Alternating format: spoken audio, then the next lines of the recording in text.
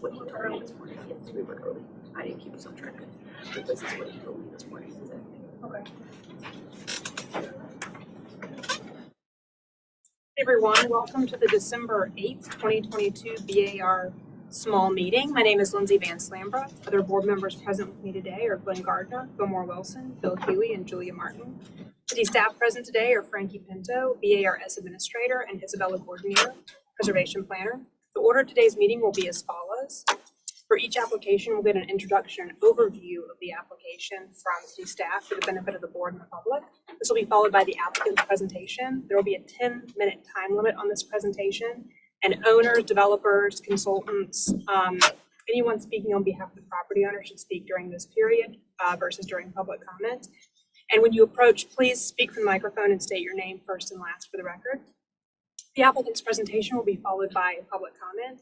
If you are speaking as a member of the public, again, please approach the microphone and state your name first and last for the record. Public comment will be followed by city staff comments and recommendations.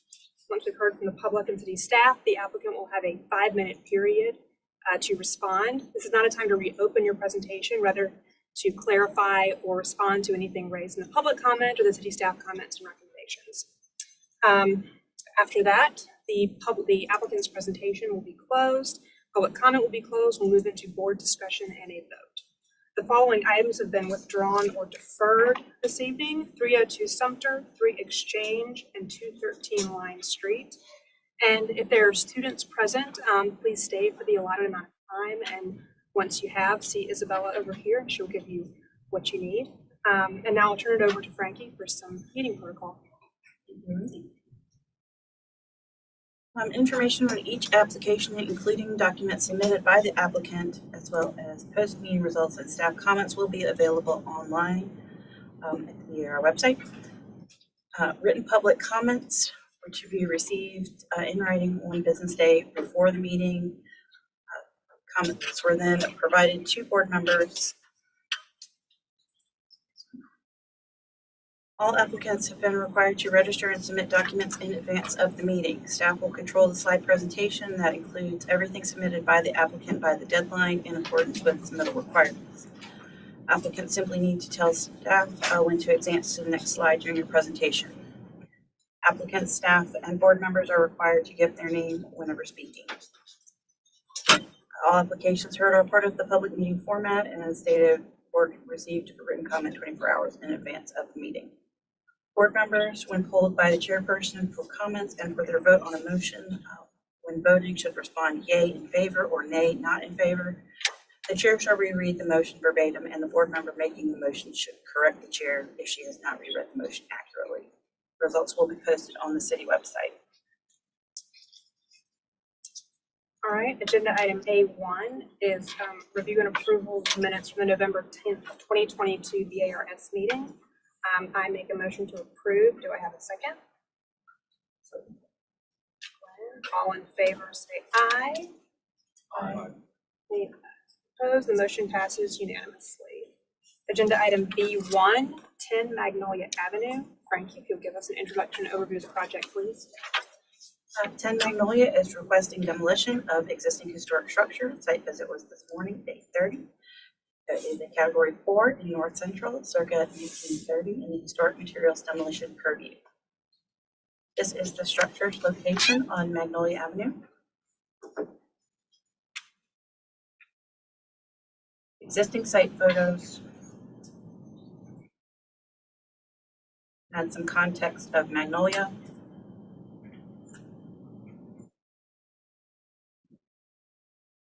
Sanborn map showing the history of the structure. And then we have one photo from the architectural inventory, which is circa 2004. With that, I will turn it over to the applicants.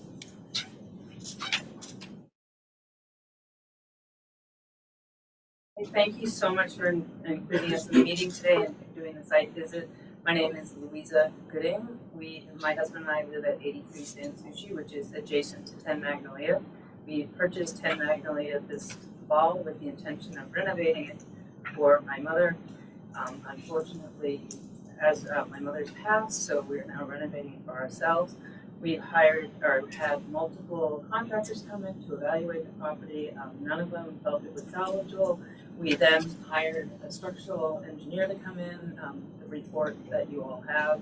He has also said that the property is not salvageable, that it's actually a danger. His study was done prior to Hurricane Ian coming through. When Hurricane Ian came through, a large section of the building did come down. We have now been fined by the city because it's structurally unsound. We are having trouble getting a contractor to bore it up because it actually involves taking away some of the integrity of the building. So we're kind of at a standstill with that until we get approval to remove the building. We've also been informed that the building has asbestos, so we now need to do asbestos mitigation, which can be included in the demolition of the property. Our intention is to build something similar to what is currently there because we love the North Central neighborhood and we want a small single-family home for us to eventually move into and then sell 83 San Sushi as it is. I don't know if you have any questions. We also have, I believe, several of our neighbors have made public comments. Yes, I'll read those into the record during the public comment period. Thank you. Thank you, Ms. Gooding. Do my fellow board members have any questions for the applicant?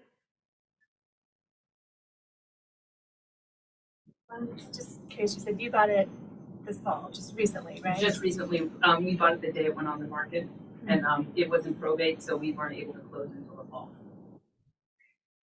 So the condition then was essentially what it is now, right? Aside from Well, we the- couldn't see it. We weren't allowed to view it prior to buying it, but it's in our backyard, so we had hoped that it was better off inside than it was. It's actually worse since Ian took out the west part of the sort of house. I think the board member saw it this morning.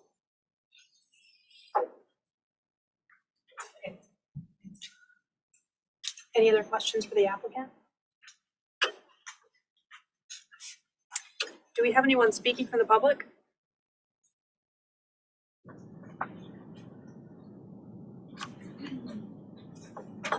Annie Carroll with the Preservation Society of Charleston.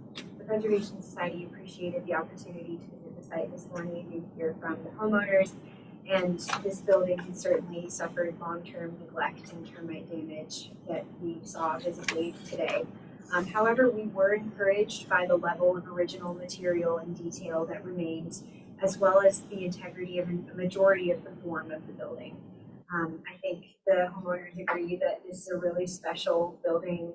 They have a tie to it, it sounds like, and it's a really important contributor to this historic streetscape, and we feel that its demolition would represent a major loss to the character of the neighborhood. And so understanding the nature of the challenges that are in play here, we just encourage the applicant to explore options to rehabilitate this building if possible, retaining its form as much as possible and salvaging historic material to the greatest extent as possible.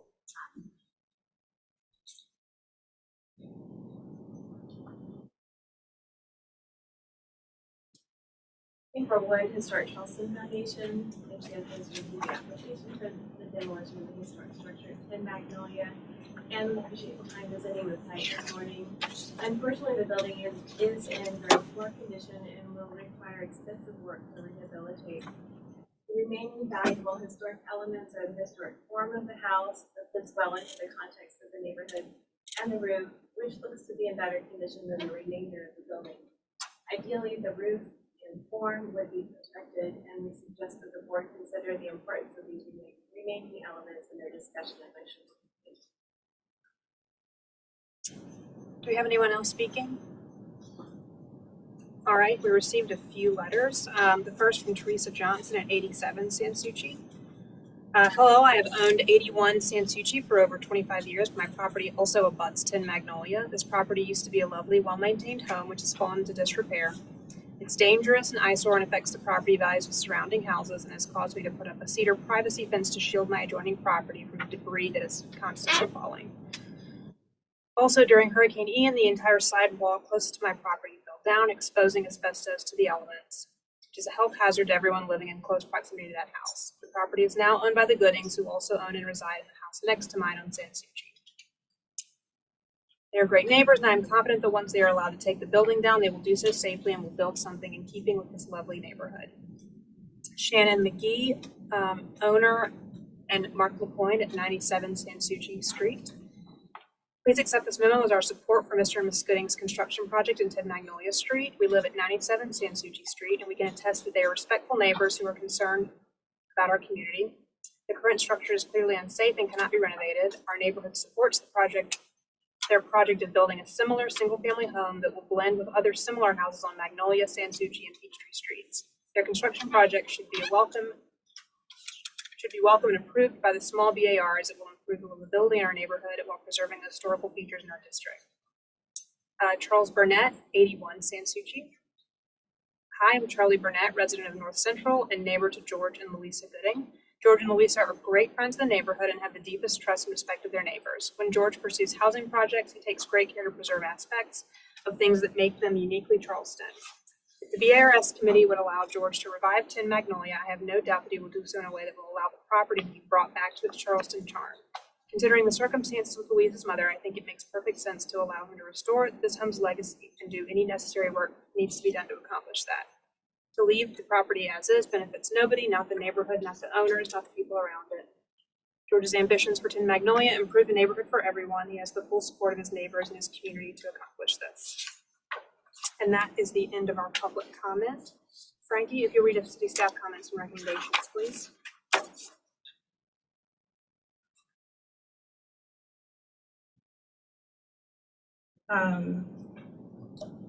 Staff felt that the current structure had little original fabric remaining and lacked many of the character defining features, that the structure would require almost a complete rebuild. And with that being said, our recommendation was for approval. Frankie, Mr. and Mrs. Gooding, did you want to respond to anything raised in public comment or in the city staff comments and recommendations? No, I think the inspection speaks for itself. We wanted and had every intention of trying to renovate it, but when the engineer came through with 3 different contractors who wouldn't even touch the project, that's when we went to the next step, which we're now, get the approval to take it down. It's just, the inside out is just termite infested. It's extremely dangerous. And as the engineer report kind of foreshadowed in his notes that if a hurricane did take place, it would affect the whole building completely. Literally a week later, 2 weeks later, Ian hit and the whole side part of the house fell apart. So we have every intention of replicating what's there, and with all due respect to the people that spoke against it, our intention is to make sure that it fits in the style of the neighborhood, because we appreciate the neighborhood, and that's what we want to protect and preserve. Thank you, Mr. Gooding. All right, the applicant's presentation and public comment is now closed. We'll move into board discussion and a vote. Just one clarification, I guess. Question, staff, there are no flood zone issues here, are there? I don't believe so. It's an exit. Okay, so there's no height potential raising or anything. Okay, thank you. I'll dive in. This is a very difficult one, I think. I certainly agree with staff's comments that the structure would require an almost complete rebuild. I disagree with staff's observation that there's very little original fabric remaining. I think there's a lot of original fabric. And in fact, except for the addition of asbestos single siding at some point over the original lap siding. I think the building is largely original with very little modifications. So I think there are a lot of character defining features that are still there.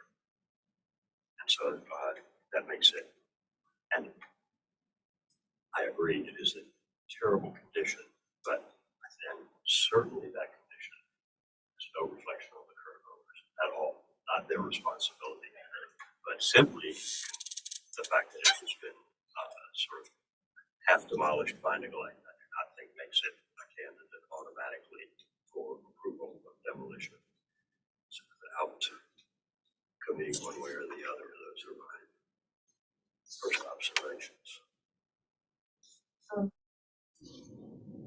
Probably of a similar mindset, Elmore, but I will compliment the owners on A, their good relations with their neighbors, and B, your current house is adorable, and I would be inclined to trust you that you want to do, replace this with a similarly scaled and similarly detailed dwelling, but our purview doesn't give us any control whatsoever over that. So, as far as we're concerned, if we said you could demolish this, then you could sell it, the next day, and someone could build whatever they wanted. But regardless of that, I do feel like the form is there. It's really typical of that street and the neighborhood. The jerkin details, the exposed sheathing at the eaves, and almost all the windows are there. All the original window locations are clearly legible, and there are contractors who could deal with this. And even if you could work with staff, but probably it would come down to stabilizing the roof form and reconstructing what's below that. But I feel like it's really preservation worthy, and that it would be an important contribution to the neighborhood to keep it and restore it. I'm in a similar position to Julia and Fillmore, fully recognizing that the house is intact. It has been abused and clearly allowed to nearly fall down. But architecturally,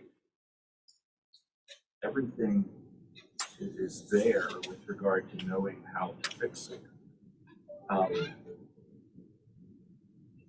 I think this falls into that fine line of how much can you keep the house versus demoing it and building it back. And I regret that we don't have the ability to say, give us a set of plans to approve that reflect a similarly scaled building or design in this location. And I think that could make for a much easier decision. But we don't have the ability to accept that or to review that. I think I have to acknowledge that there is a lot of demolition of fabric needed here to rebuild and reconstruct. But the hard part is wrestling with 100% demolition versus a selective demolition. That's what I'm sort of torn with, because I know the street extremely well, and I think the scale of the houses that have all been maintained on this street is so important for that neighborhood. It is an absolutely charming street, and it would be tough to say yes to demo this and then something unforeseen come up with the current owners and a 3-story new construction go here and ruin that really great street. And that's what I wrestle with.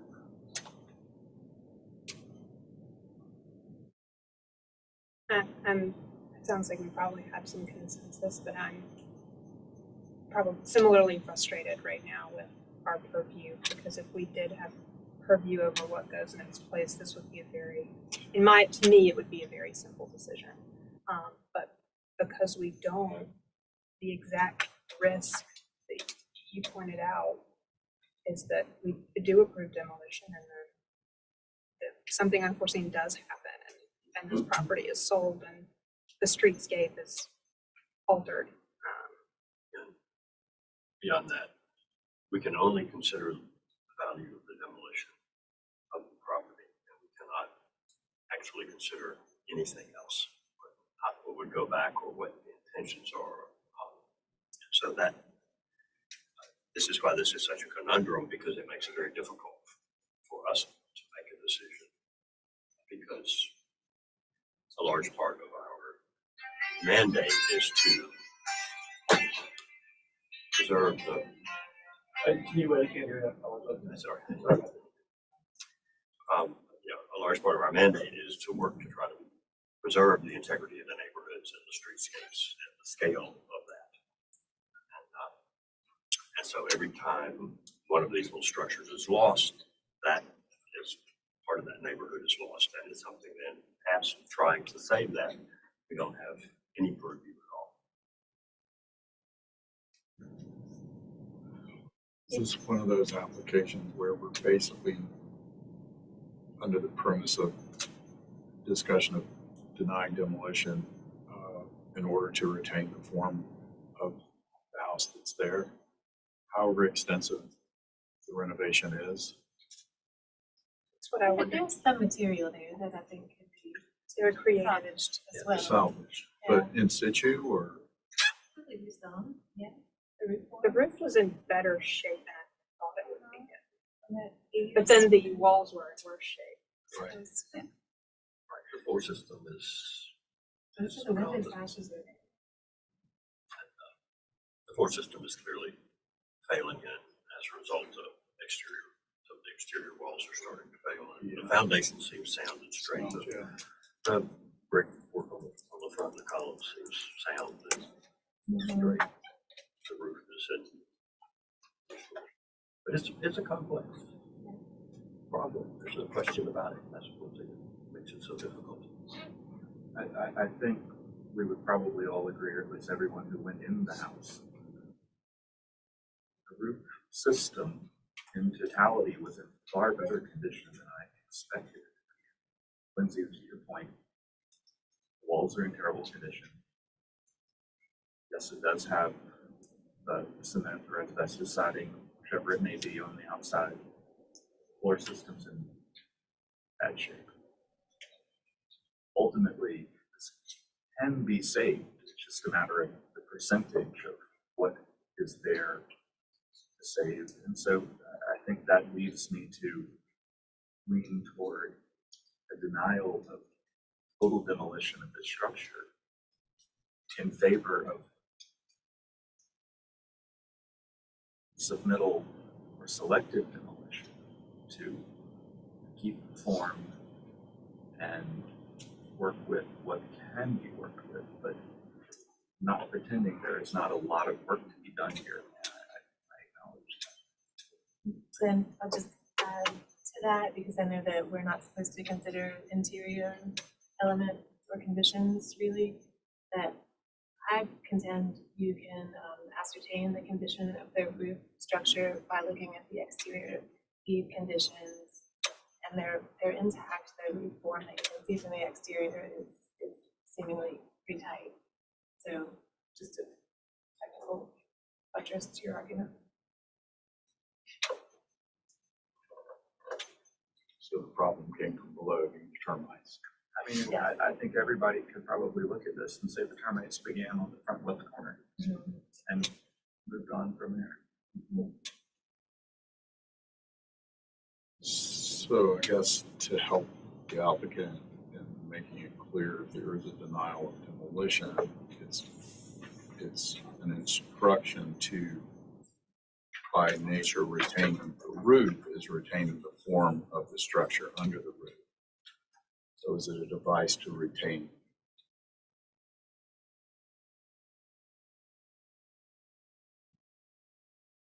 However, the renovation is executed below the roof, And to retain as much historic fabric as possible. which it's possible to do, to basically get it to where the roof is is held in place and new walls constructed under it on the existing foundation. There are That's- probably some studs that could be through there, you know, there's. I think, I have to just sort of say again, I think we have to give credit to these owners for purchasing the house and caring about their neighborhood. Because I think the intent, it appears the intent has been, you know, present to do a good thing.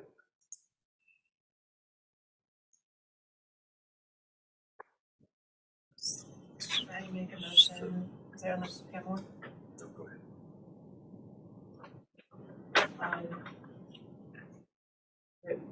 Denial of wholesale demolition.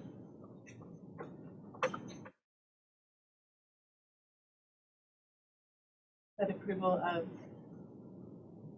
selective demolition.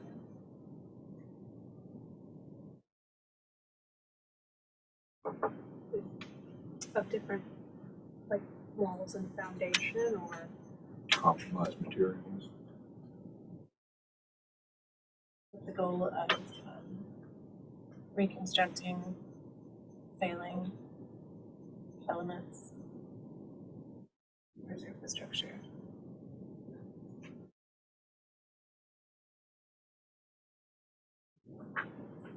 okay, we have a motion on the floor for denial of wholesale demolition, but approval of selective demolition with a goal of reconstructing failing elements to preserve the structure.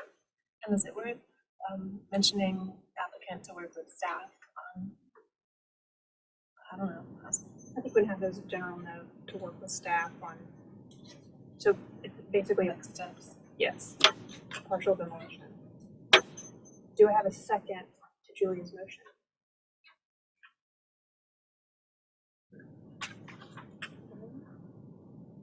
The motion to a vote, Fillmore, Yea in favor. Bill, Yeah, in favor. Julia, Yeah, in favor. Glenn. Chair votes to the majority and the motion passes unanimously. Were there any questions? The only question I have is, thank you. The only question I have is, we have to go see Officer Ashby at the livability department, and someone who got a fine, got to pay. Just on this result, now will I be able to take the asbestos, or fix the house, take the asbestos off that he's talking about? Because I didn't want to do Yes. anything to the house until we had this conversation, because I didn't want to put myself in harm's way with them, and they already are finding $1,200 for something that I didn't know that I could touch until I came before, or we came before you all. Frankie, as far as process, before they engage in the selective demolition, do they need to get staff approval of that? And can they get that meeting? You'll just need to get a permit for the selective demo, and if you come to the permit center, staff can approve that And will that- with the board motion, and I will contact Officer Ashby. Yeah, I know you guys are separate, but I assume you work. I know him very well. I'll shoot him an email first thing in the morning Okay. with the board motion. Yeah, he's actually a pretty good guy. And I was just curious because I don't want to go in front of the judge and say, I don't have anything to say. No, because I know, tried to when I use know that it's a code case, I normally email him and let him know when it's going before the board and what the result was. I'm assuming his issue is the fact that it's a gaping hole inside the house, not the asbestos. Probably, yeah. There's asbestos I everywhere. would think that's what it is. Because the part I got confused about, I appreciate your patience, was when I was at your office and I spoke to the person next to me, they said, well, you can't do anything until you get rid of the asbestos. I was like, wait, that was never talked about before, and I didn't understand that was part of the process. And if necessary, I'll organize a meeting between us and Officer Ashby so Okay. that we can all Yeah, I discuss it just want to together. get clarity. Yep, we'll get it worked out between Yeah, us. I want to make sure I do the right thing without getting anything. Thank you. Frankie, would you also suggest that they have some form of as-built drawings done?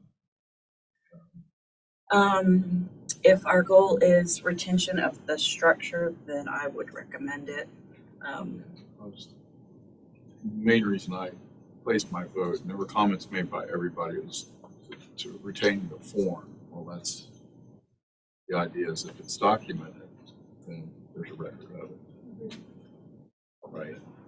And just to that point, and this is our first time doing this, so we're not just polished, probably some other people. Well, and I don't want you all to leave, not, No, with that's questions right. in your mind, so. We could have brought in an architectural drawing, we kind of engaged, finally, but talked to a few of them about what we want to put up. And the disappointing part is the amount of money we're going to spend to do what y'all want us to do is exponentially more than tearing down, building up a brand new structure. And we could bring that structure in and say, we're going to live there.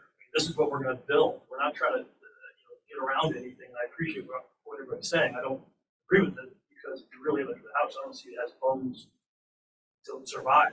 And if we let it sit there and don't do anything, which I think is our purview after this meeting, it could fall down. Then it's just going to be worse for the whole neighborhood. I'm going to come right back to y'all and say, I don't want to spend $800,000 on something where I could spend $500,000 and get the same result, which I think is what you want in terms of the neighborhood, and sort of what we want to do from a home. So I just, I don't know what else to say. It's awkward and it's frustrating, but I just want to do the right thing for my wife and family and try to save some money in the process. And I'm not afraid to say that that's part of the equation. The monetary part's a big, big part. Understood. Thank you, Mr. and Mrs. Gooding. Thank you. Thank you. Do you want to go ahead? So agenda item number 2 is 172 Romney Street. Frankie, if you'll give us an introduction overview, please. 172 Romney Street is requesting demolition of the existing historic structure. A site visit was this morning at 8:50. It was not surveyed in North Central circa 1935 in the historic materials demolition purview. This is the location on Romney. Existing site photo. From context of Romney Court. And Sanborn maps showing the history of the structure. And we have several people here for this project. I know we have some family members and we have someone from the housing department. So I'm going to have all of them come up to talk, and staff also has some further information to provide when we give our comments. Okay.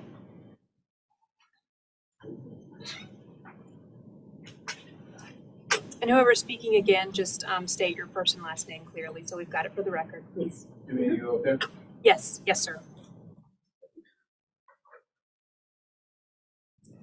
And if there's any page in particular you want me to go to, just let me know. With the stuff that you provided. I know there's a report and some photos, etc. Okay. Good afternoon, everyone. My name is Eddie Bynes. I'm with the Department of Housing and Community Development. And I'm here representing this family.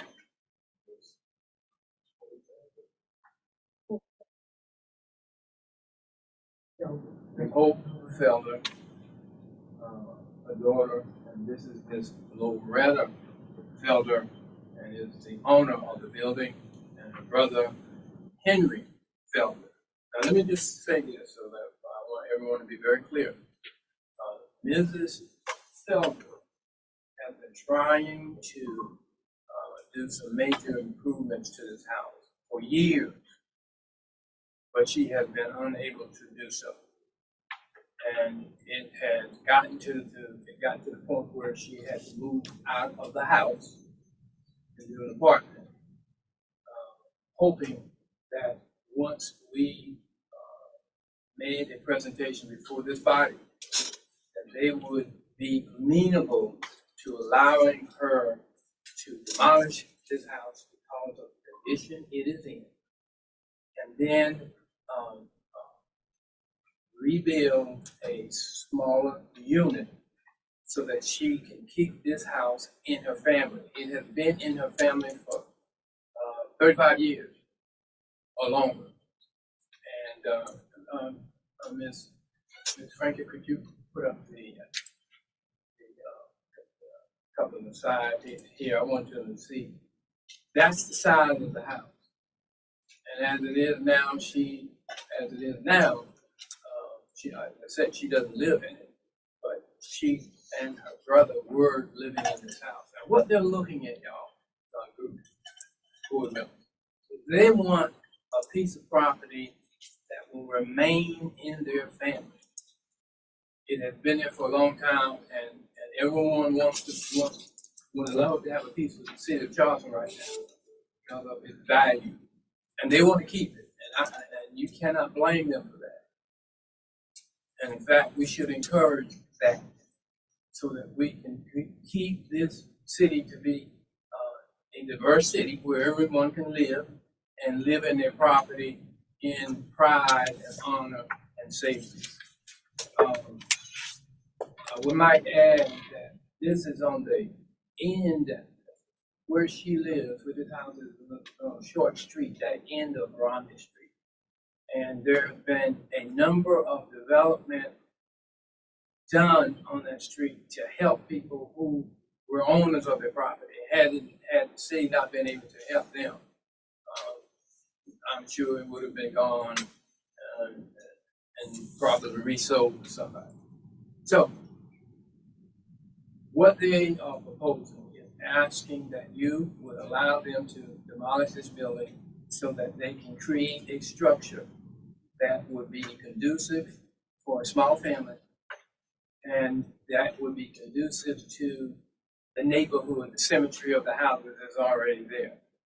You have Freeman cottages there, you have 2-story single families there.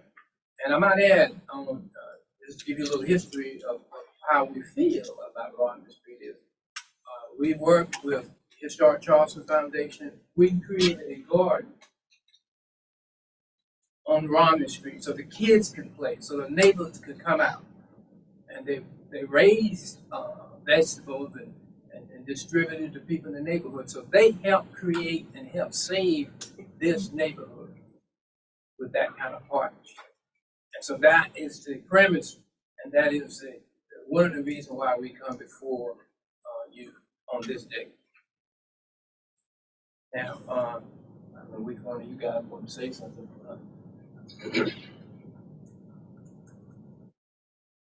Good evening.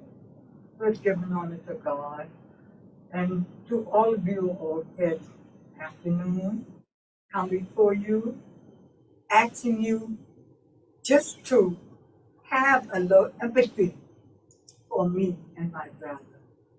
We had to move out of the house this year on account of the house wasn't livable anymore.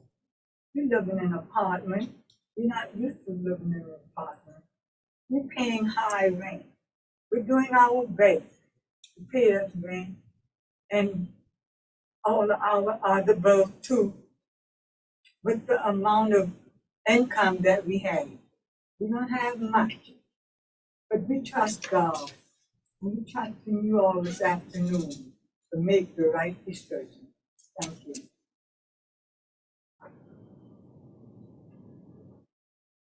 Good afternoon, everybody. I'm the daughter of my mother. This house has taken my mother and my uncle through storms. They were to the place where the house was dropping. I couldn't get her out.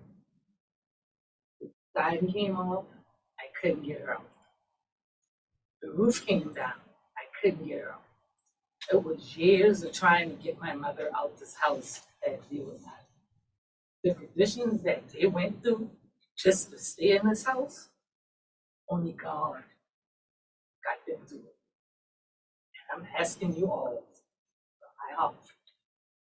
My mother and my uncle has been through so much in this house that it would be a blessing to see them with heat, without sitting in front of the stove.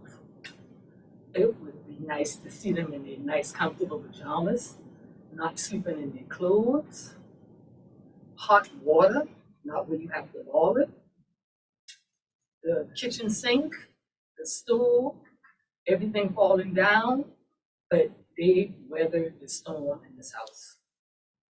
And for God's sake, I ask y'all, please consider giving them and the family our home in a better, livable condition. Thank you.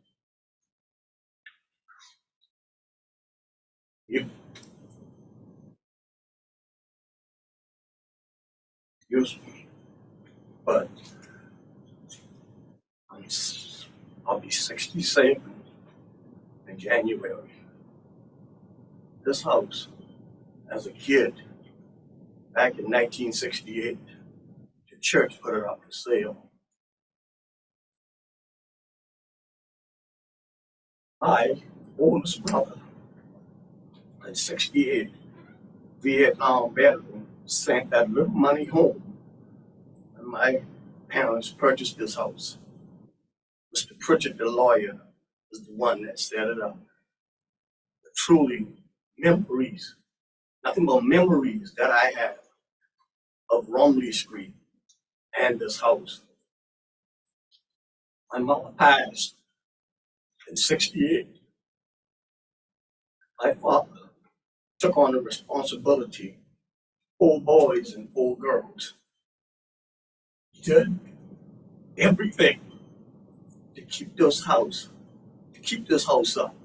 He put those sidings on that house to make it look like a home for his children. But as we got married and started our own family, then the income of my sister started going down. She could do with so much and no more to keep this property up. We tried our best to keep 172 up.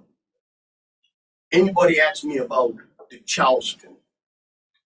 I born and raised right there on Romney Street. From Johnson Street to Romney Street, that's all I know is Charleston, South Carolina. Board members, I want you to know, memories to just even think about destroying this house, it gets to me because I know what my father did to keep this house up. But it come a time where you can do as much as you can do. My sister did as much as she could have done with the help of my brother.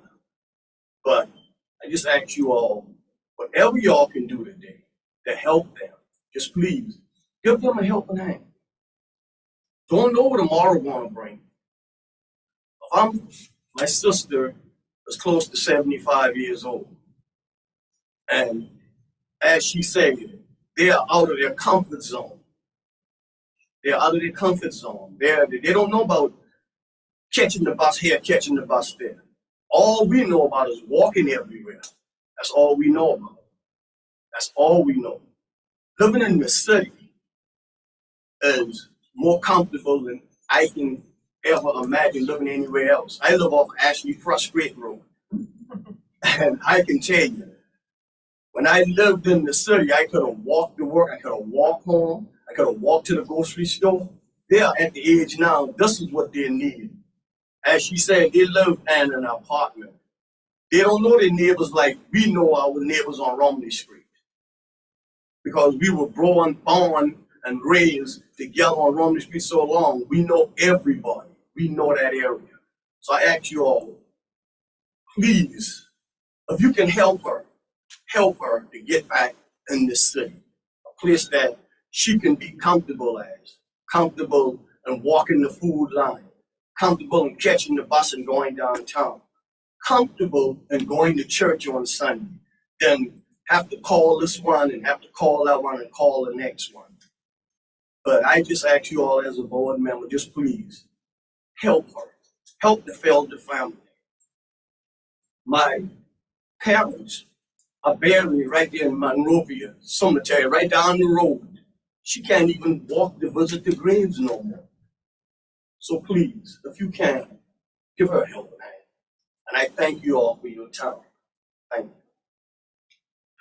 Thank you. Do my fellow board members have any questions for the applicants? I have a quick one for the builders. One of you mentioned that the roof had been replaced. Did it come off completely and it was reconstructed? Do you remember that? No, ma'am. No? No, ma'am. I did have that whole replaced one time. Okay, that's what I was thinking. Yes, ma'am. Thank you. Any other questions for the applicants? All right, thank you all. I just have a question. Oh. Staff. Or the question I have. With regard to flood elevation, do we know where the current house is and what code would require the potential new build to be constructed? I believe it's an X zone, but we haven't looked at it yet, due to the request from the way housing requested this application. But Julia, you know that it's an action. Okay, thank you. I was just gonna say, I think it's in the zone names. So that's all, Thank you all. Thank you. thank you all very much. All right, do we have anyone speaking from the public?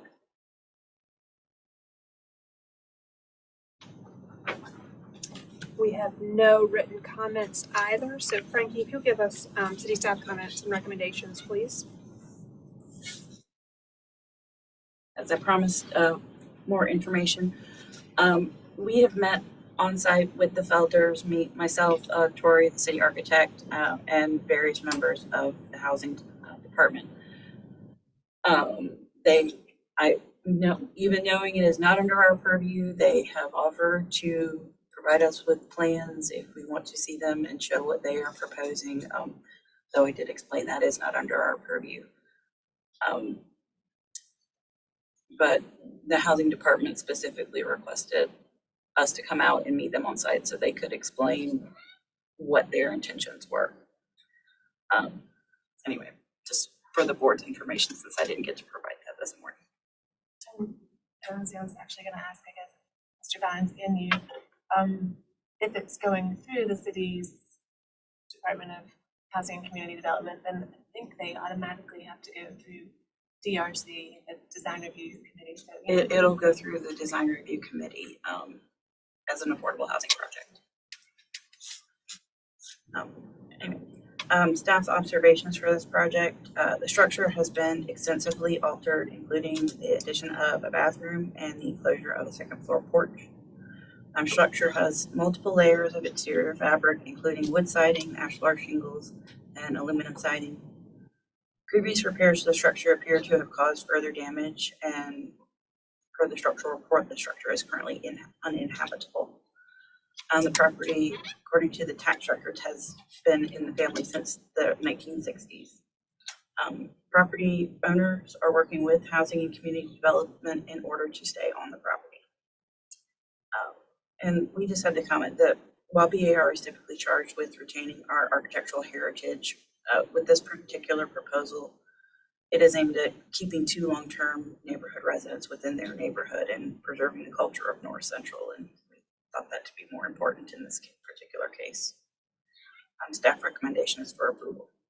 Thank you, Frankie. Do the applicants want to respond to anything raised in the city staff comments and recommendations? All right, thank you. Applicant's presentation and public comments is now closed. We'll move into board discussion and vote. I tend to completely agree with the staff observation. I think this is more of a preservation of cultural and social heritage than architectural. And so, it sounds to me like the request is to be able to remain on the property and construct a livable reason that is there. From the photos, we did not go in the house this morning, but from the photos from the consultant, it's very clear that there is indeed a lot of interior damage. And I think, could this house be restored, repaired, fixed? I think it probably could be, but it would be, it appears, a major undertaking. And then perhaps that would be too much house, if it's too vertical in the house for what the needs of the owners would be. And so I think keeping that in mind is important. But I will say that from the photos, there are definitely some old, good timbers and beams underneath and in this house. And I think it would be really nice if my fellow board members were in agreement about demolition, to try to salvage and maintain some of those pieces of the old house to use in a reconstruction, so that you have the memory of the pieces of your old house. Well said. And I'll just add that even if we were objectively considering this request for demolition without considering the culture and the history of the family. I mean, I personally don't feel like it's contributing a whole lot to the streetscape as it is, and knowing that we're supposed to consider what is visible from the public right of way, 99% of the fabric has been replaced or concealed. And I do contend that the roof pitch, I feel like it was probably a different, steeper pitch originally, and it was rebuilt at some point in this awkward pitch. I mean, I can imagine simplicity of the original form with double front porches and a graceful turned metal roof, but at this point, in my estimation, the historic value of it is severely diminished, if not completely lost. So, for both reasons, I'm in agreement with staff. Nothing to add to that. I have nothing to add, and I agree with my fellow board members, and I do think that this is a wonderful opportunity to allow, to maintain the diversity of Charleston and keep residents on their property. So I'm in favor. I agree on that. There's actually one other point that's kind of interesting too, looking at the Sandmores. Actually, the setting of the house has changed over time because now there's this connecting alleyway that wasn't there, the home there originally. So even the setting and context of the house has changed over time. So to say that this would alter the historic context, it's already been altered.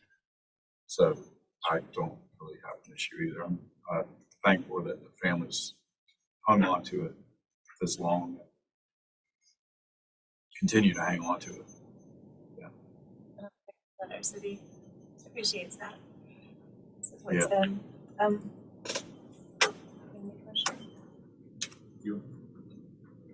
I'll make a motion for demolition as requested, with encouragement to salvage and reuse historic materials. All right, we have a motion on the floor for demolition as requested with encouragement to salvage and reuse historic materials. And we have a second. Julia, I'll put the motion to a vote. Fillmore? Yeah, in favor. Bill? Yeah. Glenn? In favor. Julia? And David. Chair votes the majority and the motion passes unanimously. Thank you all. Thank you. Thank you. All right, agenda item number 3, 78 Haygood Avenue. Frankie, could give us an introduction and overview of the project, please?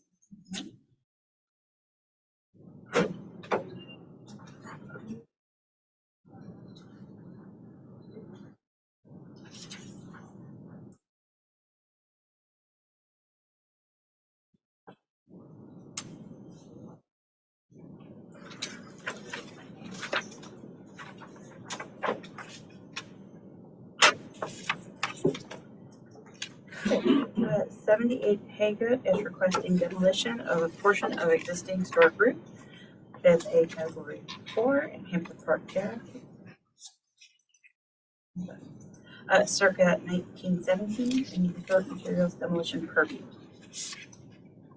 This is the location on Haygood Avenue. Site photos.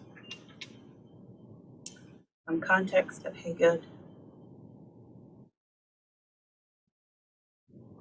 And some sandboard maps showing the history of the structure. Haygood was previously Chestnut Street, we learned. Photo from the architectural inventory.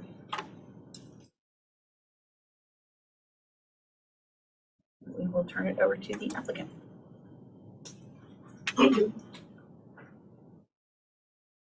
Frank, Joel Adrian, here for 78 Haygood.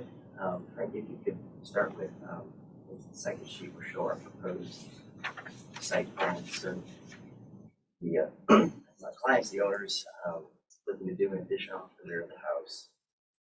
And so what we have done is that you can some context. Tuesday we went before zoning appeals zoning, received a slight variance from the 15-foot total side yard setback to be able to do the addition on the back.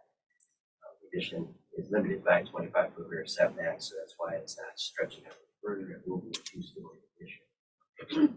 The addition steps in from the rear corners of the house in order to preserve that fascia board and the length of the house as it travels down the side. You see that corner board maintained. Asking for, I guess we can flip to the next. Let's go to the next, right there. So if you look at this is our existing roof plan on the left, proposed roof plan on the right. And so that area that we're looking to remove from the historic structure is roughly 7% of the area. It is in the, obviously, the back half of that structure. And as I said before, it maintains, as you were standing on Haven, you sight down, you will see the existing fascias, raffy tails, so raffy tails as they extend all the way to the rear. The side entry does not go into the historic house. There's an addition. All the windows, the chimney, front porch, the detailing in the gable end of the front porch, all will remain intact. Has the same materials. We do have two other requests that we were putting before the board for their review with this, and they were on the application. That was one replacement of the roof with like height. The part that remains, and the reason for that, let Wesley, the roofer, kind of explain that to you. And then it was windows being replaced with like height. So no change in the size, the shape. But the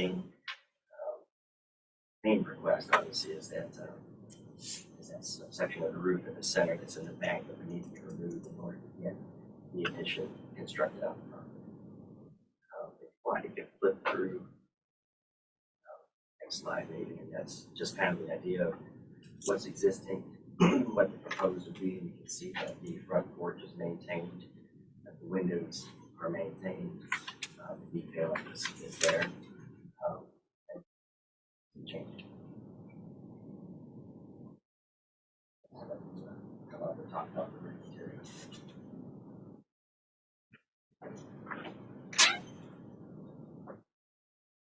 Good evening, everyone. I'm Wes Williamson, Skyline Roofing. So the existing turn metal roof that's there has, a fair amount of rot around the edges.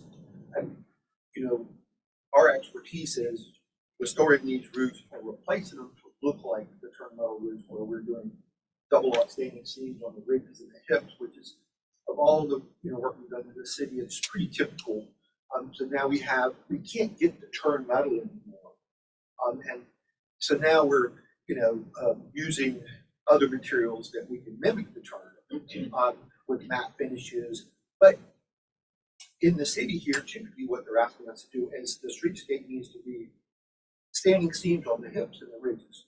So when you replace these roofs, which we've replaced hundreds of them literally, that are turned, and we're going back to copper or zinc or some kind of painted material, or galvanum, which is just a bare finish, and we're able to roll these hips and ridges and make them look just like turn metal roofs.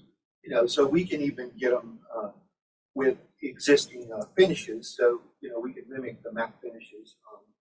And so when we're working on these roofs, that allows us to fix all the damage. And there's some edges on the roofs now are pretty.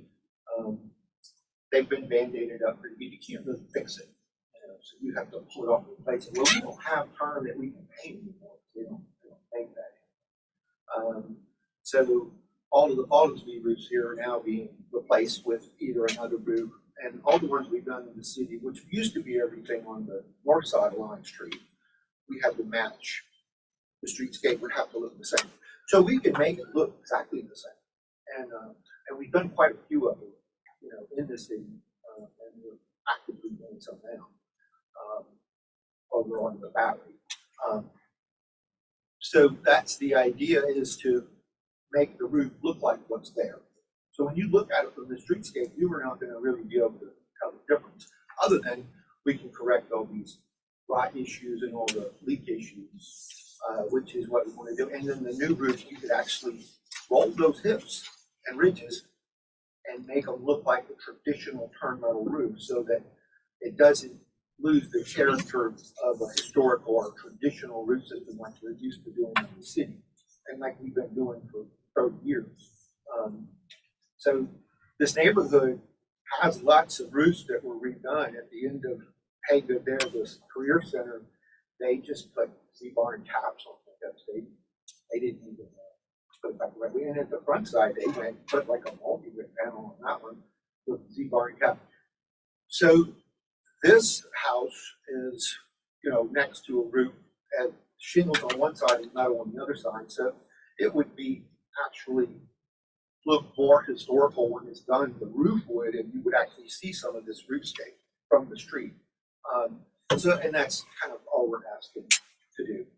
And we do have the ability, but our company does that. That's kind of one of the things we specialize in. So it is something that we are capable of doing. And then when you look at these roofs, they look like the traditional roofs. And we've done quite a few of them in the city too. So it's, you know, that's kind of what we're trying to present tonight.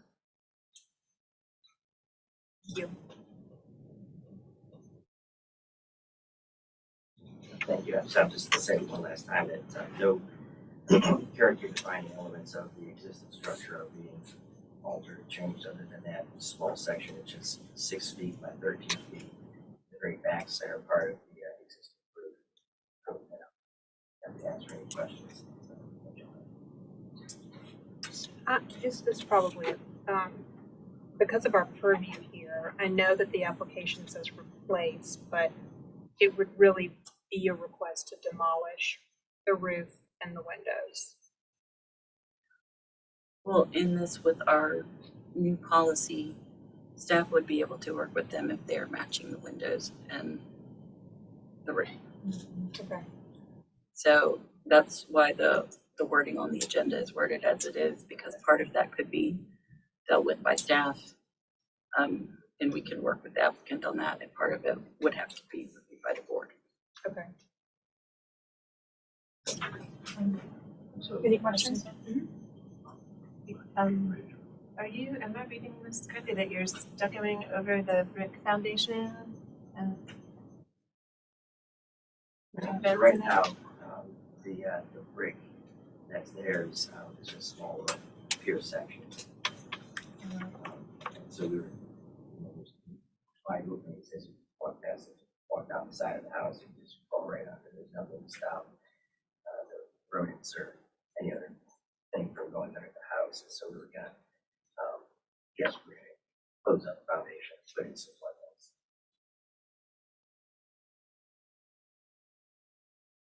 House is located in AB 10, flood zone, as I recall. Finished floors, marked just above. And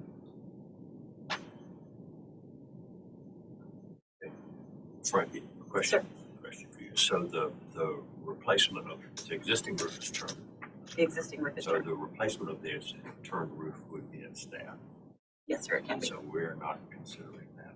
The only thing we're considering is cutting a hole in it. Is the complete removal of that portion, which it will be demolished because there will not be a metal portion over that any longer.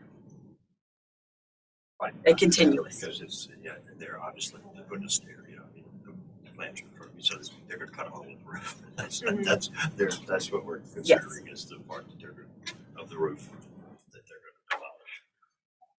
Is there any philosophical question about whether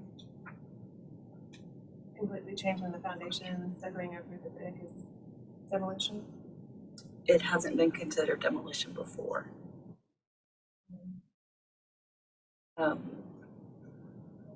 The last project that I took to, a previous project I took to Tori and Mandy, I was instructed that that has not previously been reviewed in this purview, in this district as demolition.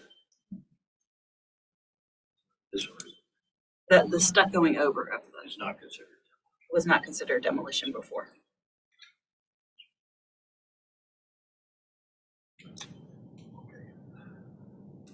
Any other questions for the applicant? Right, thank you. Do we have anyone speaking from the public?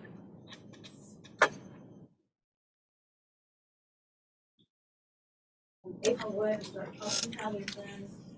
HCF has reviewed the application for partial demolition of the historic roof at Avenue. We, based on the application material, we didn't quite understand that, the replacement of the roof wasn't part of this application. And actually, we didn't even understand that the policy statement had been adopted yet for the materials. Am I heard of you? Yes, it was adopted at the meeting it was presented at. It was adopted, okay. Yes. Well, the roof of this house is historic.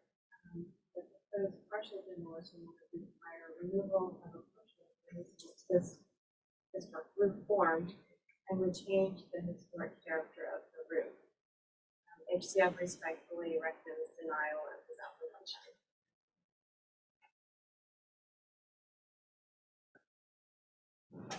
Anna Catherine Carroll with the Preservation Society of Charleston.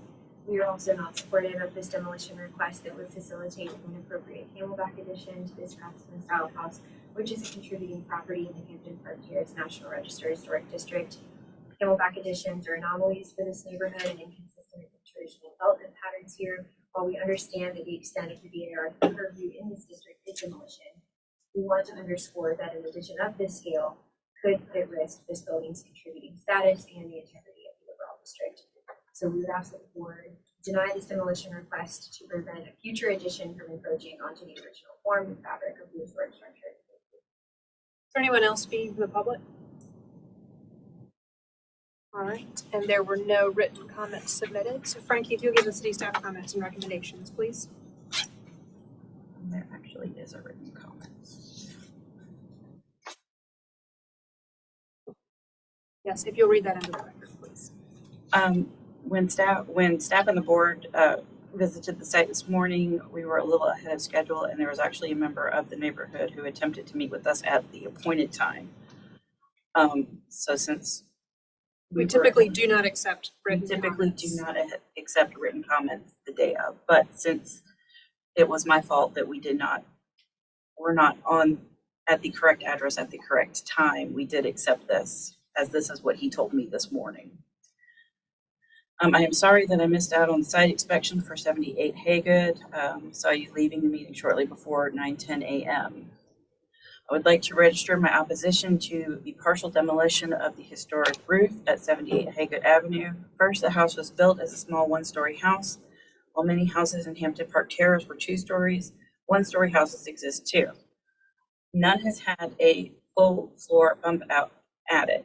In fact, 76 Haygood had an addition to the rear several years ago, and the addition's height was about 1 foot above the historic part of the house.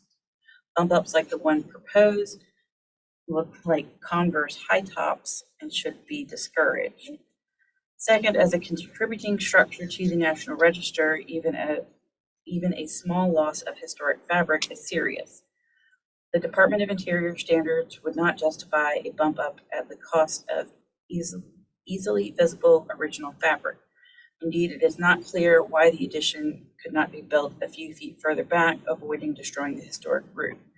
Sincerely, Kevin R. Eberly. Thank you, Frankie. That's all public comment. So now if you'll give the city staff comments and recommendations, please. Staff just had a comment that the roof is visible in its entirety from the public right of way. And this is designated as a contributing structure in the Hampton Park Terrace National Register District. Given that, staff's recommendation was denial as proposed. Thank you, Frankie. Did the applicant want to respond to or clarify anything raised in the public comment or the city staff comments and recommendations? Yes, please. So just on the comment that was given from the neighbor, obviously we've got that 25-foot rear setback, so we are limited zoning wise on that, so we have put it back as far as we can go. And I would like to just reiterate that we're talking about 7% of that roof certainly allows you to approve something that small, feature on the structure. And all the character defining elements in the front of the house will remain Thank you, Mr. Adrian. Can I ask a quick question? Is the cutout in the middle? It is. The back middle? Right in the middle. Would you like me to 13 feet in width, I- 6 feet in, 6 feet into the structure.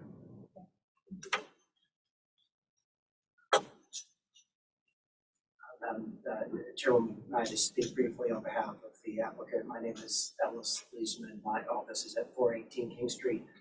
I've known Sheila and Steve Harvey for about 15 years, and they've asked me to assist them with this application. I've known Joel from appearing in front of his body before the city as well. When I looked at the policy statement that Frankie had mentioned that was discussed when the historic groups were speaking, I also know that it talks about demolition of a substantial portion of historic materials. As Joel has indicated, we're talking about 7% of the roof structure, which itself has been indicated as needing repair. And that the repair itself cannot be accomplished because the exact material that was available when this roof was initially installed is no longer available in the marketplace. So we're looking at a couple of things here that are matters of not being substantial as to the portion that would be removed and necessary in order to improve and enhance the roof as it exists. One thing I'd like to add, when we talk about Hampton Park Terrace, we certainly have visions of that, depending on where you are in the neighborhood. Again, this is on Haygood Avenue, and Frankie, did you mention, was it called Chestnut initially? Yes. Okay. Ever since I've been around, it's been Haygood. That was before my time. But what I'd like to do is just to talk with the board and maybe aware, y'all were there at a site visit today, actually. So you know what's across the street, which is a significant Citadel classroom building. You know what's down the street is a significant Citadel building that's being built, over 100,000 square feet. It's near the football stadium. It's near the Alumni Center. So this is as much part of the mixed-use campus of the Citadel as it is really part of Hampton Park. A couple comments I heard to say that, well, they're, single story versus two-story. QG in this area is predominantly two-story houses. And I beg to differ that these types of approvals have not, or construction projects have not been made because they have several on QG, on Morrison, and on different streets right in this area. The BZA has approved similar setback, special exceptions, and similar projects in the past. This is something that is very important to the Harveys based on their family size, their kids, their grandkids. This is something that's very important to make this house livable for them.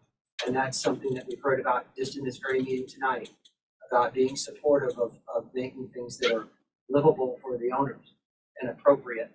Again, this 7% modification is not substantial. It's appropriate.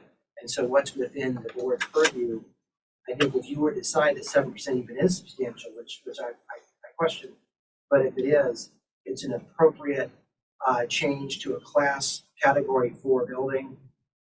Leslie was here to explain the type of materials that would come in, and there would be an improvement. And so I think when we talk about what's inside the purview and what's not, I think it's important, let's remember what the purview is, and let's decide that purview and make those decisions on the application based on the criteria that are present, which is whether this small portion of this roof, when you think of all the things that Joel said, but all the aspects of this building that are being preserved, and all these characters that are being preserved, and where this particularly sits on Haygood, that this is an appropriate application for approval. So I thank you for the opportunity to speak. Thank you. All right, public comment and the applicant's presentation is now closed. We'll move into board discussion and a vote. Would you mind flipping back to the record photo, just to remember? I'm struggling a little. The portion that the portion that is being demolished is in the back middle of the roof, which we can't see. You can see it from you back up across the street. The back middle.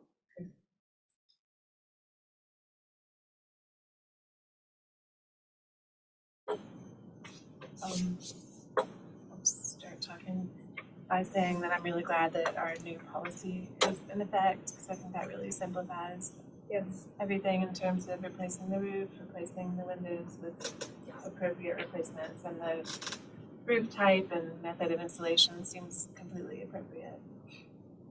I'm still struggling. I really feel like going over the original brick foundation and radically altering that elements of the structure, I feel like that does rise to demolition.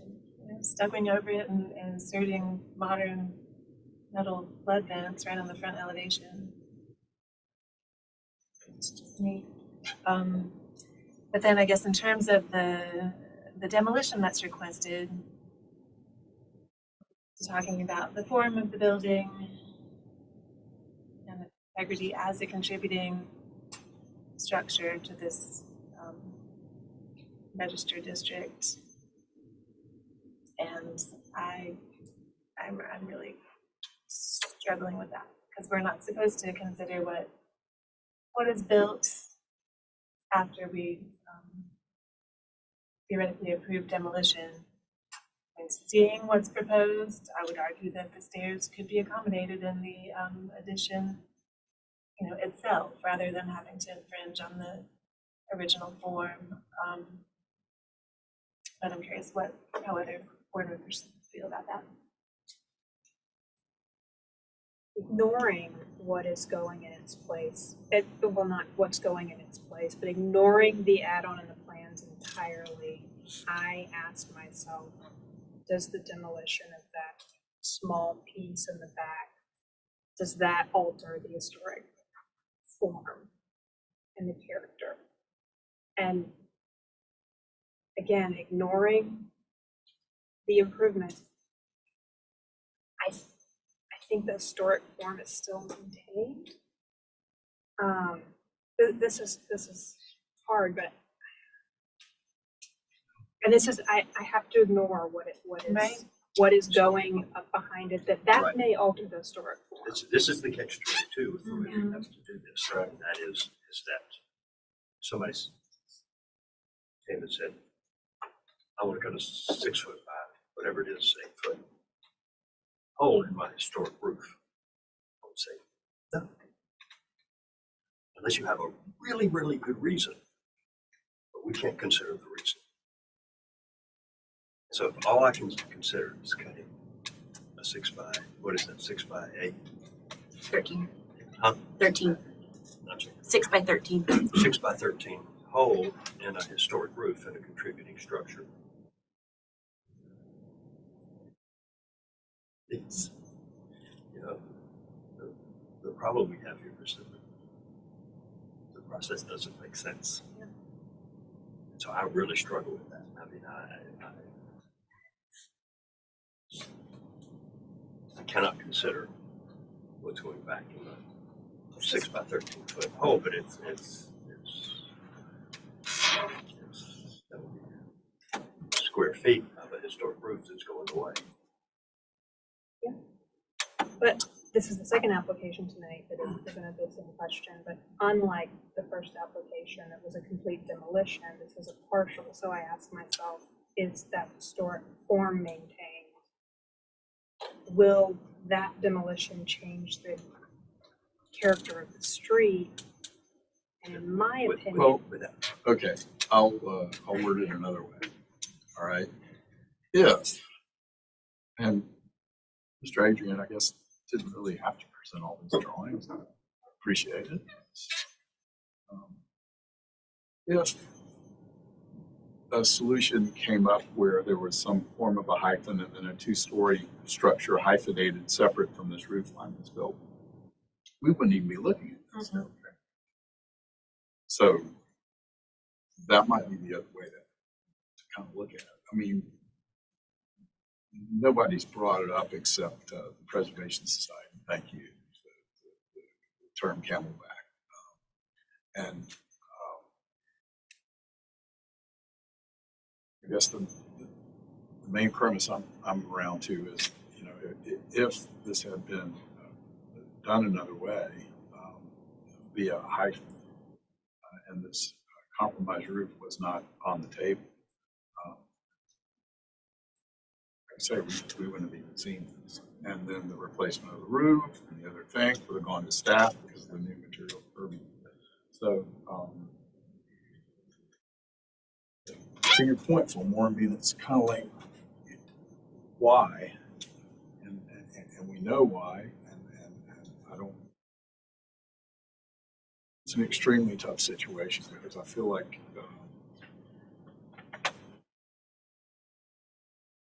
I'm making a decision based on what's going to be because the applicant graciously presented drawings of what's going to be.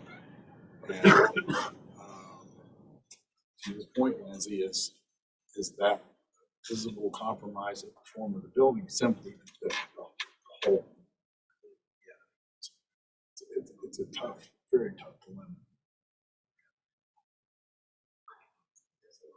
Just the way to hyphenate it and build a two-story addition back there, And that, yeah, you wouldn't be seeing us anymore.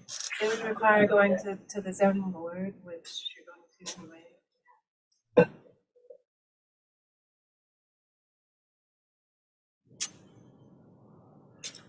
Are we allowed to say something or are we on that? If a board member has a question for you, but at this time, public comments closed.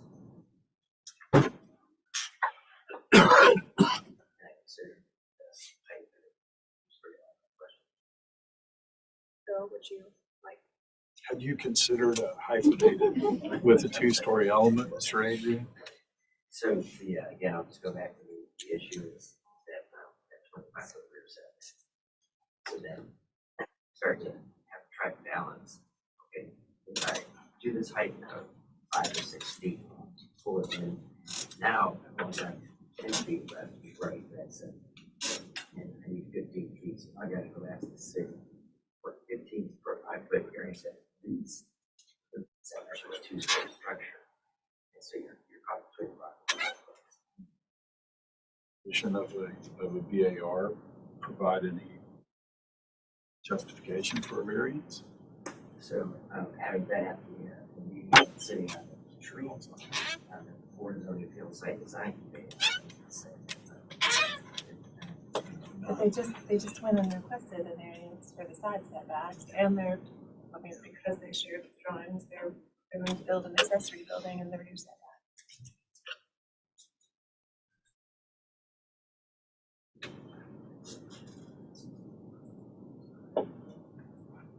So yeah, so that side setback is an existing non-conforming side setback. The variance we received is 8 inches.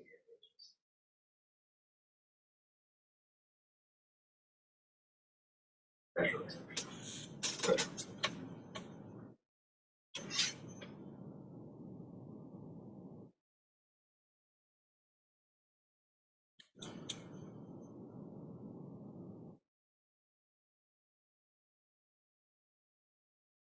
Said what I thought, but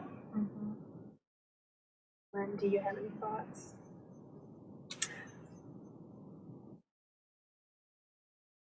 Dancing around purview. I don't know that I can say what I really think. So as far as the addition, Camelback part on the house. But ignoring that entirely. No. I mean, I what it comes down to is, do I support cutting a hole out of the house and pretending nothing is going back in the, which I wouldn't, because then the rain would come in. I mean, it's just, this is conflicted. I agree with you. Rain's coming now. But again, I appreciate our new policy statement, so we don't have to talk about the roof or the windows. That's progress.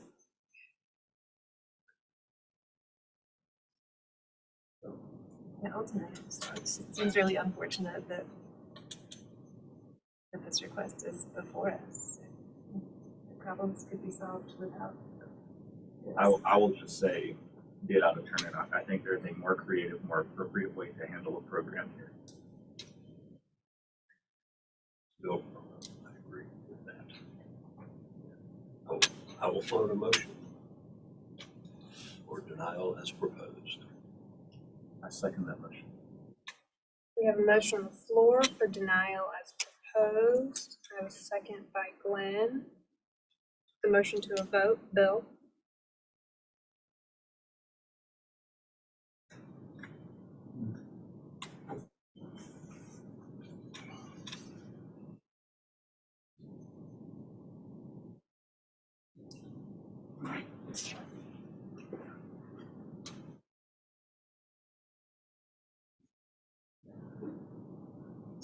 It's one. I mean, it's a 50-50 call, so yeah, denial, sure, because of compromising the existing structure. Julia?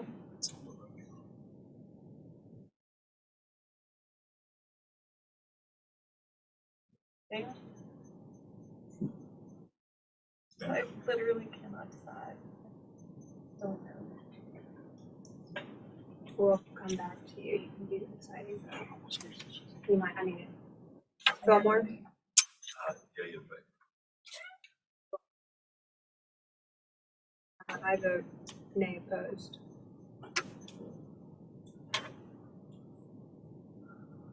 Julia? I'm gonna abstain.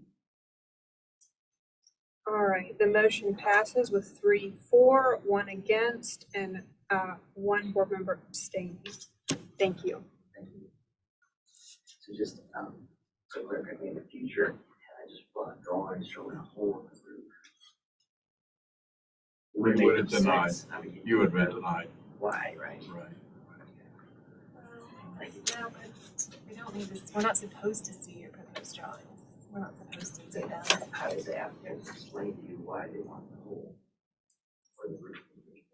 It's correct. We would love an Correct. ordinance change for review. Thank you all for your time. What's that further conversation? I don't know if that might help that further conversation.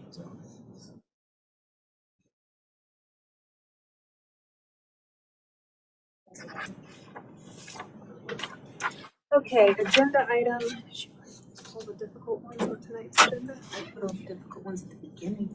Thank you. Is that the last difficult one? Agenda item number 4, 302 Sumter Street has been deferred.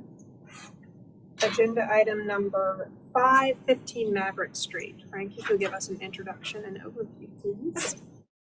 15 Maverick is requesting demolition of an existing historic chimney. There was a previous site visit on 11/10. The structure is a category 3 in North Central, circa 1915, in historic materials demolition purview.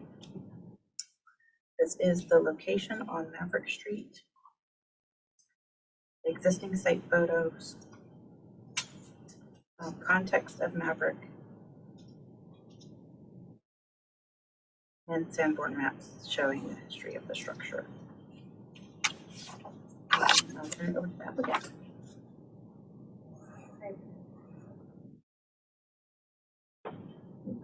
We first noticed issues with the chimney when, after a storm, we found water in the house, and as well as, so actually let me back up, the chimney itself is not active, but it does come through the home and the kitchen. And so after a couple big storms, we noticed brick all over, material all over the kitchen counter, as well as a lot of moisture. And then on the wall, we noticed that there was moisture actually coming into the home. And so we had the original contractor check out the chimney, and they said the bricks were in poor form. They did check the flashing, and that was okay, and they added more sealant to it, but we had multiple roofing companies come over and check out the chimney itself. The bricks are falling apart, and as is the chopping in between. You can literally put your finger in between a few of the bricks themselves. And then the companies both said that at this point it's hazardous. It's on the side of our house and right next to where our neighbors have their parking spot. And so really, if the chimney fell over, it would fall directly into the car. So we're requesting that it gets demolished so that we can have not active and we would replace the shingles to best match the rest of it. Thank you. It's Ms. Buckley. Yes. All right. Do my fellow board members have any questions for the applicant?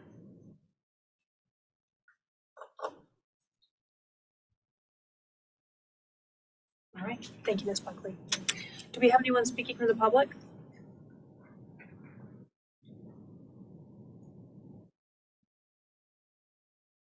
I'm Catherine Carroll with the Preservation Society of Charleston. The Preservation Society feels that this chimney contributes to the character of this building, and it's a feature that's shared with many other buildings of a similar age and style in the streetscape. Based on what we've seen on site, the chimney appears to be salvageable, and we've seen other chimneys in very similar condition successfully stabilized. So we would encourage the applicant to explore options for stabilization and repair. Thank you.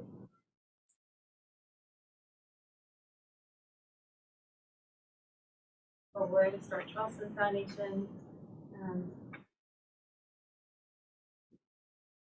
The character defining features of the historic houses, and removing this element would diminish the historic integrity of the house. It is possible to repair and stabilize the chimney, and HCF respectfully recommends denial of this application. Do we have anyone else speaking for the public? All right. And the only written comment was submitted by the property owner. Ms. Buckley spoke. Frankie, will you give us city staff comments and recommendations, please? The chimney is one of the few remaining character defining features, and we felt it should be repaired and retained. And something that was discussed last month when we did our site visit, if it is possible to line the chimney, that would reinforce its structure and enable the retention. So staff recommendation is denial. Thank you. Ms. Buckley, did you want to respond to anything raised in the city staff comments and recommendations or public comment? All right, public comment in the applicant's presentation is now closed. We'll move into board discussion and a vote. I do recall, we had a discussion, we were up there looking at that chimney. And lining is, I think, a good start to. I believe that was your and Fillmore's suggestion, was lining it. That's why I'm saying it's a good start. To potentially stabilize that chimney, and also pointing it, obviously would take care of the ongoing water issues, and also a more proper cricket, if you will, in the back of that chimney would help quite a bit as well. So there are actually steps that can be taken to stabilize that chimney quite a bit. Now, a capping, I know it may not seem to be appropriate, but I know personally I would even be amenable to some form of maybe capping of the chimney to eliminate additional water intrusion or something like that. So I've worked on many projects where we've done all kinds of things to stabilize and shore up chimneys because they are so important. Efforts, I think it would alleviate a lot of concern, structural integrity of the chimney. Possible. I agree with you. I agree as well. I mean, we've looked at it in person, and it absolutely, positively needs to be repointed.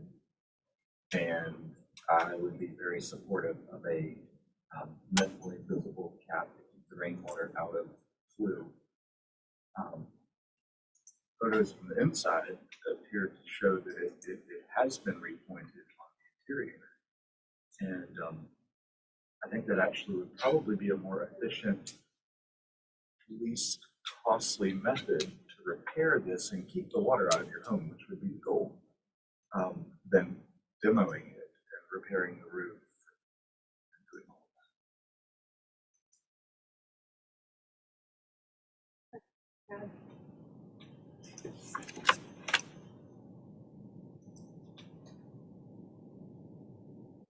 I'll make a motion for denial. We have a motion on the floor for denial. Do I have a second? Second. Put the motion to a vote. Glenn? In favor? Bill? Yes. Julia? in favor. Fillmore. Jay in favor. Chair votes to the majority and the motion passes unanimously. Thank you, Ms. Buckley.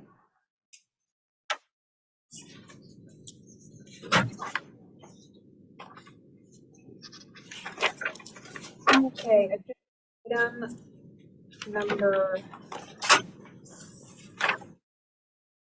137 Broad Street.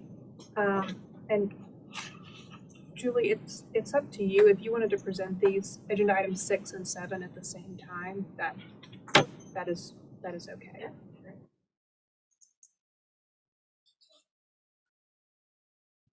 As 137 Broad Street is requesting demolition of existing historic garage at rear of property. A site visit was this morning. It's a category 3, or the main house rather, is a category 3 in Charlestown, circa 1870 in the old and historic district. Can you present those 6 and 7? Oh, did you see one set of context cards and what the demo? That's okay. Okay, so I'll go through the context slides. This is the location on Broad Street. Existing site photo. Some context of Broad Street.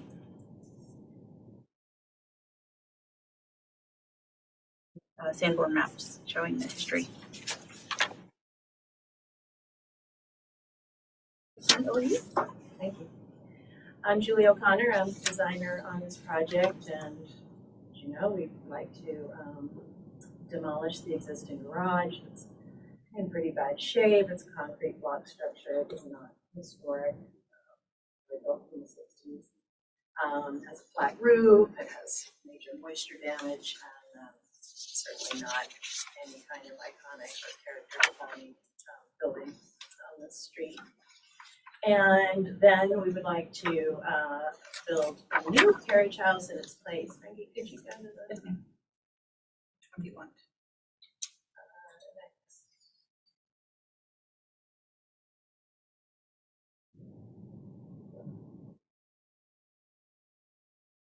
next? The slides for number 7.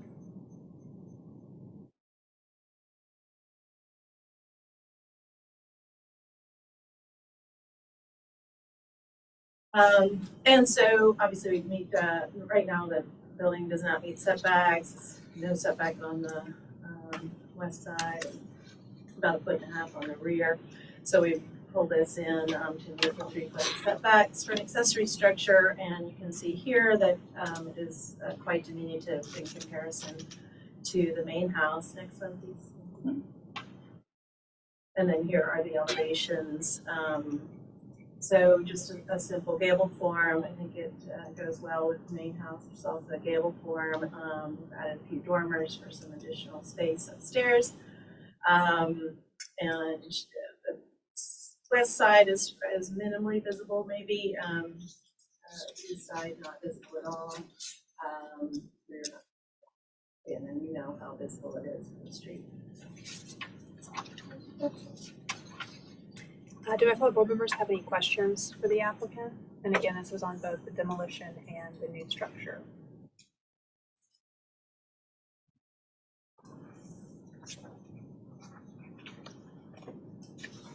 All right. Just out of curiosity, what's the pitch on that?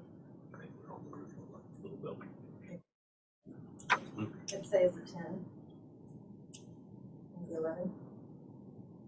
Should say on there. 12 and 14. So, No, it's certainly no more than 12. 12 and 12. It's 12. It says both. It's So 12. on Hey, the it says plan. it, yeah. Okay, that's all. Right, thank you, Julie.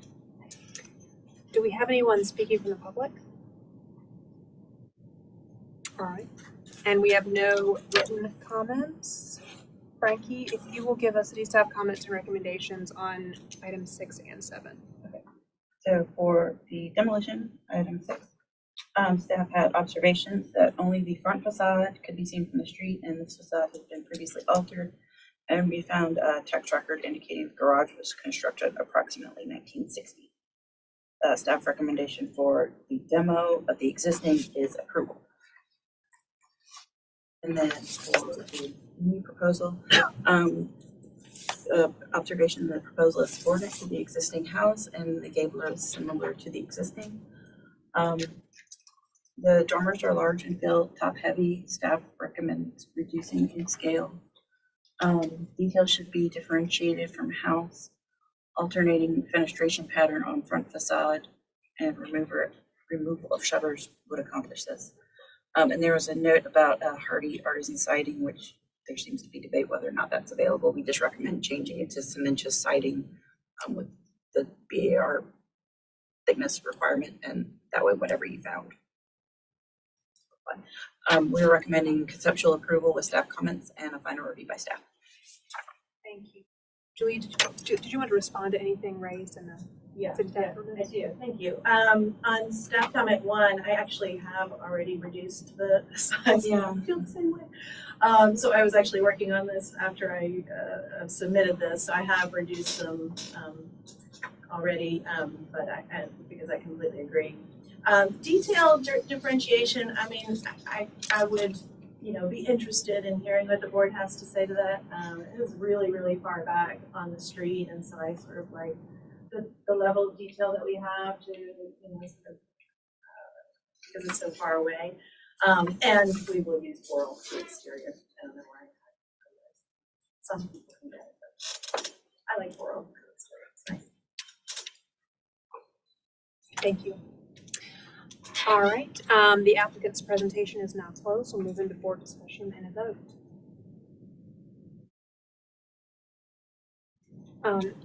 Maybe we want to address demolition first. Make a motion for approval of demolition. We have a motion on the floor for approval of demolition. Do I have a second? Second. Bill. The motion to a vote. Glenn. In favor. Fillmore. Yeah, in favor. Julia. In favor. Bill. Yeah. Chair votes to the majority. The motion passes unanimously. All right, so now we are reviewing agenda item number 7, which is the new bill. I have a question for staff. We were suggesting removing the shutters just on that north elevation, just the 2 shutters on the front. Yeah, Tori and I were just trying to find a way to give a slight differentiation from the house. It is pretty far back, so it might not even be necessary.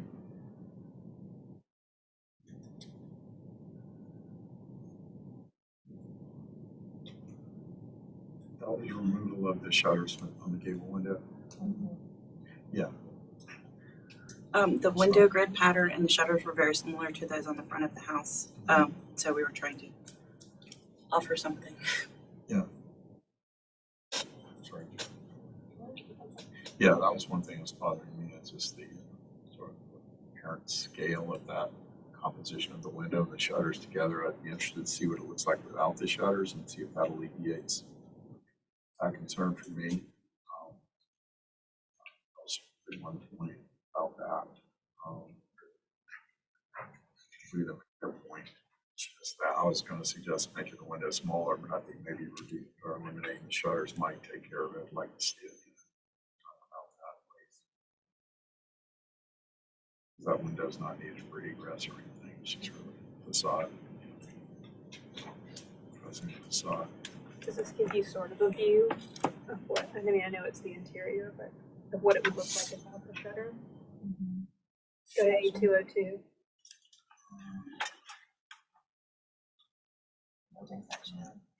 Yeah.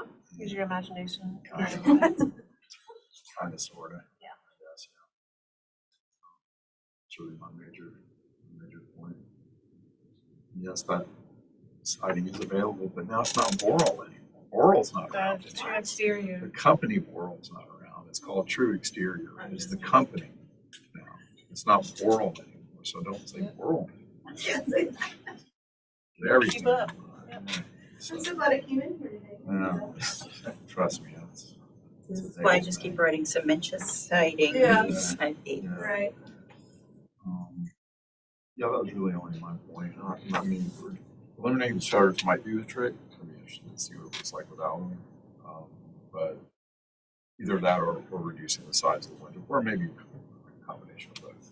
That probably is my main only concern.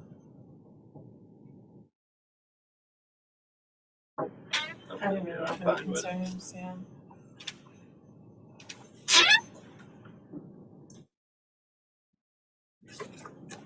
And it sounds like Julia's already working on the scale of the dormers.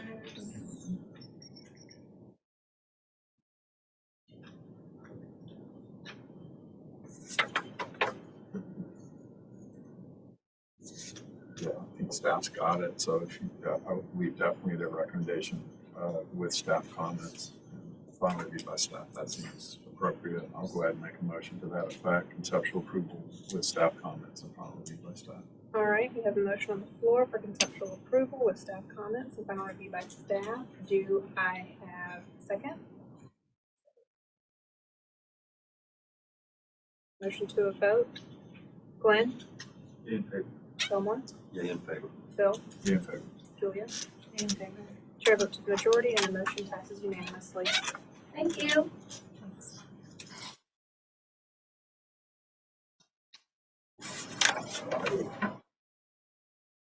That's the video from the deferred one with the making the. So we're not watching. Making the sign. The V. Agenda item number 8, re-exchange street, has been deferred by the applicant, Glenn. I have the video if anybody wants. Agenda item number 9, 213 Line Street, has been deferred by the applicant. Agenda item number 10, 165 Cummings Street. Frankie, could you give us an introduction overview, please?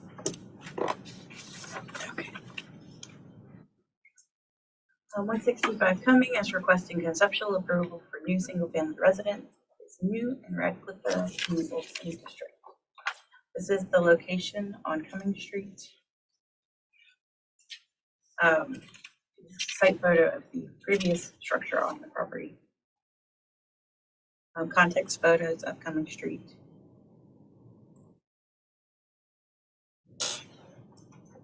And a sandboard map showing the history of the structure. The property.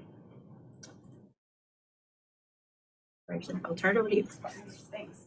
I'm Ashley Jennings. I'm the architect on the project. I'm getting my client, Matt Anderson, and his property.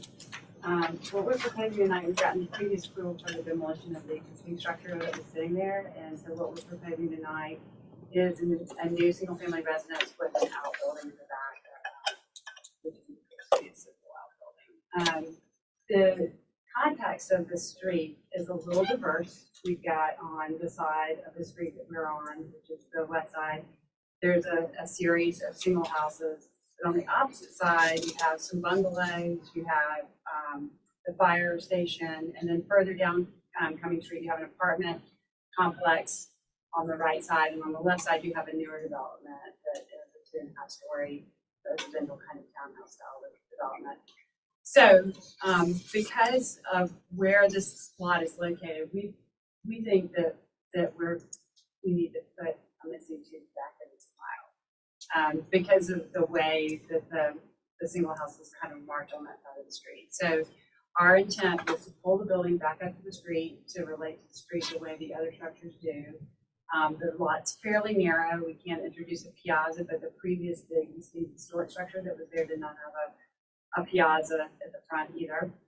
So we'll have a street front entry as opposed to a side porch entry, and a hip roof.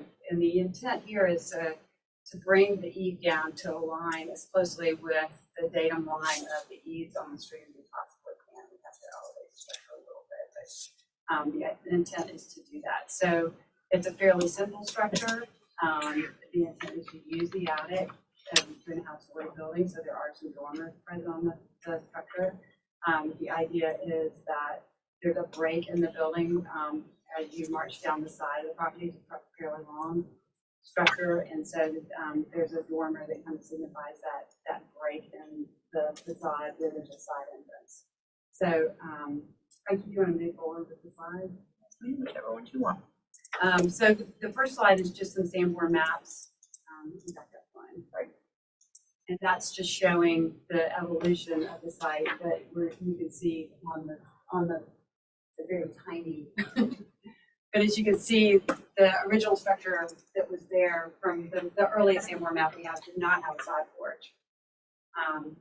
And because of the narrow width of the property and the required setbacks, we're not proposing one as well. The next slide is just some streetscapes to show the context, which is what I talked about, the diverse context that we have here. Next slide, please. It's a structure that's been approved for demolition, but it's there just to show the presence and the orientation on the lot right now. Next slide, please. And these are just some streetscape images showing the adjacent properties. Next slide, please. This is a site plan showing where we're proposing to locate the building. We're shifting it slightly back on the slide just to allow for a stoop for the entrance to the structure. It's a long and skinny building, and there's a back porch. There's a proposal for a pool or a patio in between, and then an outbuilding in the back that is oriented the other direction on the property, almost like a carriage house would have been previously. Next slide, please. This is just the floor plans of the structure. It's a simple residence. Once again, very narrow, so it functions like a single house with a straight shot through the house. Next slide, please.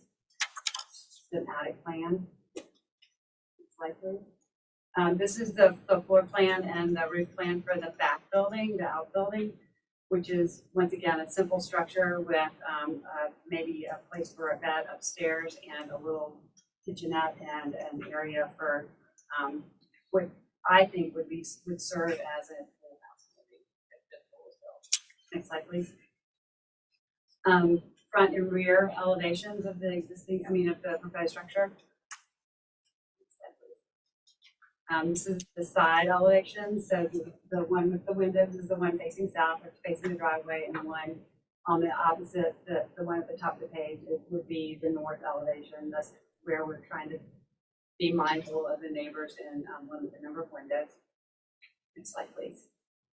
And this is the outbuilding. It's a little different vernacular, but the idea is to make it something that's very simple and relates somehow to the front structure, but it becomes its own unique structure. Next slide. This is the building and the streetscape. Looking at it from Cumming Street, and then the image below is just showing it in context with the structure behind it from the rear. Next slide, please.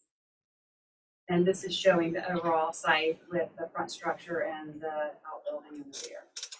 There's an existing CMU wall with brick piers on the south side of the property that we're proposing to retain, and then there'll be a screen wall on the opposite side, or a fence that would happen to define the property line. Next slide, please. And just some images of just to show the building in context. I can change it back to that. So from a material palette, I know we're still in conceptual design. We're looking at a standing seam metal roof.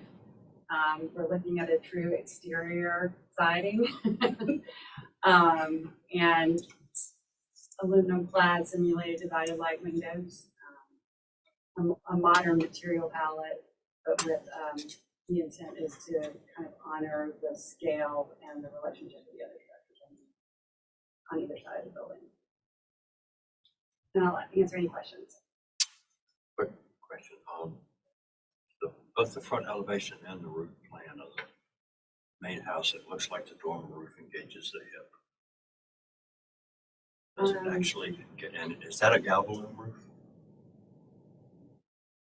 We don't know what type of roof it's going to be yet, but I mean the intention is for it to be some sort of standing seam metal roof. And I don't think that the hip actually engages. Just a drawing. I think it's just the way that it's showing up in the slides. Okay. Any other questions? Is just out of curiosity, the DFE, is it noted on here, or is it where your first floor is, or do you know? It's an X zone, isn't it? That's part of it is X. And Part of it is 8 and 10, and part of it is X. And I believe that we had I think that the finished floor meets the 8 and 10. So the intent was to keep it as low as we possibly could. All right, and then can you clarify the dimension, like the depth of your overhangs, your eave overhangs on the front building and the back building? Do you know the dimensions there? I would suspect that the overhang on the front structure is 1'6", and then on the back structure is probably closer to 2.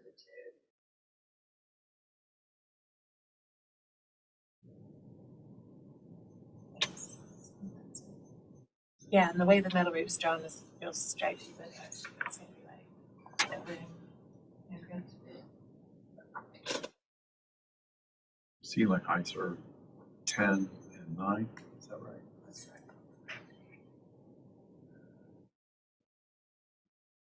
Any other questions? All right, thank you, Ashley. Thank you. Do we have anyone speaking from the public?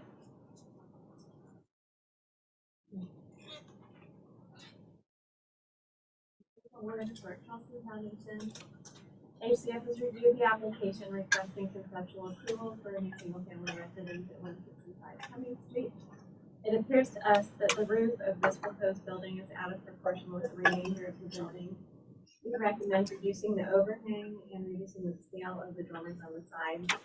We recommend deferral so that the roof can be reset.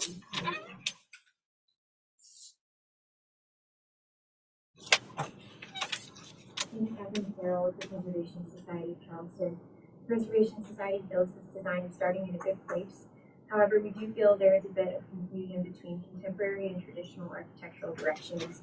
The front elevation incorporates traditional details, meanwhile the south elevation reads much more contemporary. So we would just suggest studying opportunities to strengthen the relationship between design elements across the building.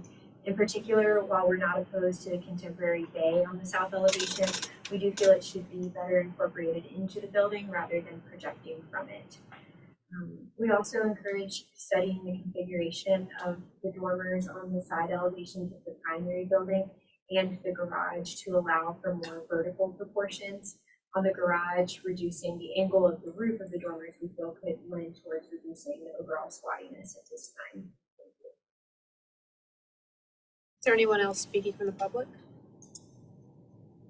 All right, and there were no written public comments submitted for this application. Frankie, if you'll give us city staff comments and recommendations, please.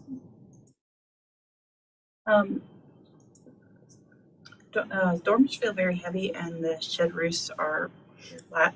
Staff recommended restudying to either reduce the size of the dormer windows or increase the pitch of the dormer roof. The roof overhang should be reduced to decrease the dominance of the roof.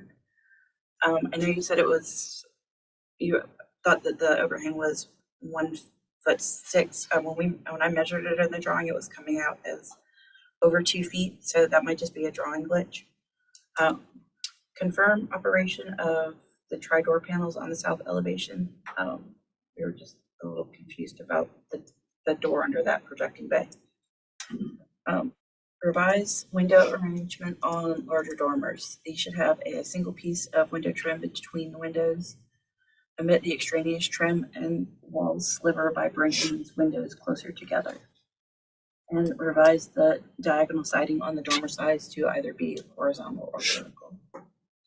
Staff recommendation is conceptual approval with board and staff comments. Ashley, did you want to respond to or clarify anything raised in the public comment or city staff comments and recommendations? Sure. I think we can definitely study the overhang, and I think we can certainly study the scale of the dormers. Once again, this is conceptual approval.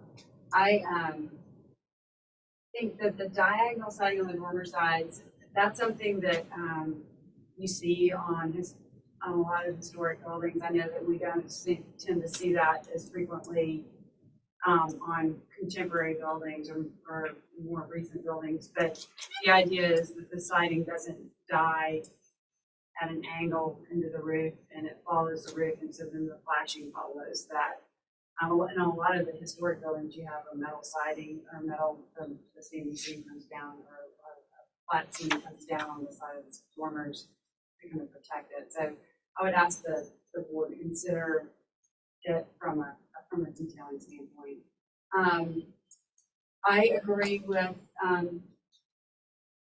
the Preservation Society about, whether or not the front is, less contemporary and the side is more contemporary. I think we struggle with that as well, and we would love to hear comments from the board as well about that. But I would ask that the board consider this for conceptual approval, with some specific comments that we could take back and study for preliminary. Thank you. All right, public comment on the applicant's presentation is now closed. We'll move into board discussion and vote. Yeah, I only have a few comments. I think staff touched on a lot of that's what I was seeing as well. I think the overhangs on the outbuilding probably need to be pulled back a little bit.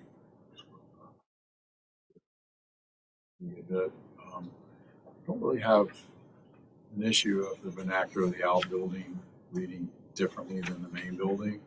I just think maybe pulling that overhang a little bit will help with that issue.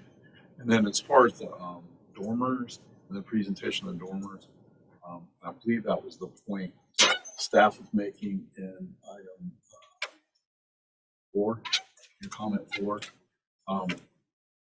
to really potentially on these dormers, because the trim profiles are so close to each other with these little, we call them slivers, in the wall in there. The dormers might be just better just presenting trim face. So maybe narrowing the dormers slightly. That would also address. I don't know if staff made the comment, but I know the Preservation Society made a comment about the scale. Oh no, staff's comment number 1 too. Yeah, dormers feel heavy, so potentially narrowing the dormers. So really, it's just presenting a trim face. And if that was in context, I don't really have a problem with the diagonal proposal for the sides. I just think maybe a more vertically proportioned dormers in the front with just presentation of trim face would go what I'm thinking. And if it helps clarify staff comment number 4, we have seen several projects lately where there is a narrow area of siding either between windows or between a window and another feature, where on site the contractors are trying to omit it and details get lost. So we're trying to prevent that from happening. Yeah. Just present an entirely trim face, windows and flanking. And it appears from your plan, well, it doesn't appear to be used for sleeping quarters, but even if it was, I guess your more contemporary size of windows would take care of any egress issues. So hopefully that narrowing down wouldn't be an issue. I think those were really major points. A minor point in looking at the streetscape, there is a little bit of it does set off a little bit just looking at the heights of the adjacent structures. Understanding that is a hip roof, that helped quite a bit. That it will help give a lower visual appeal. I don't know if other members of the board want to discuss potential some reduction in ceiling height, maybe 6 inches or something like that. Every little bit could help, but that's all I have. I agree with staff comments. Bill has said it does read as tall, and a slight height reduction I think could help. Maybe that's in floor to floor, as you suggested, or something along that line. I think it would, and certainly I agree with the comments about the overhang. Siding on the dormers, I don't have a problem with the diagonal siding. It's there because as Julie said, it means that when you replace the roof, you only have to pull off one board instead of every board. If you don't want diagonal, you can do that, a detail in your flashing that takes care of that. But it's a tricky little detail that most roofers aren't going to do it because it requires more work. But there's a really good reason for the diagonal siding. The dormers in front elevation, those dormers read heavy. They don't necessarily read oversized in side elevation. So I think that may be a sort of a typical, rendering issue, but I do agree that it would be nice to eliminate that tiny little piece of siding. Other than that, I don't have much to add.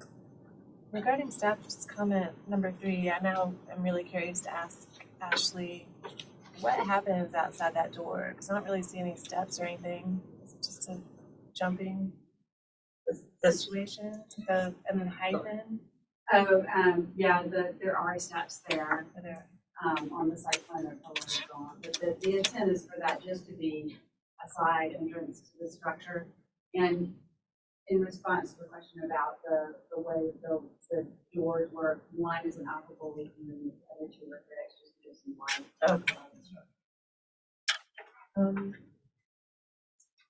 And then, I mean, I generally think it's attractive and logical. And it occurs to me that if the eave depth is reduced, then the ridge will come down accordingly, so that will help a little bit. And one of the reasons I was asking about the eave depth has to do with zoning, because I'm pretty sure they have a 12-inch limit of what can cross the setback line, which would affect you at the front house and possibly the rear as well. Although I do aesthetically kind of appreciate the dramatic overhangs at the little accessory building.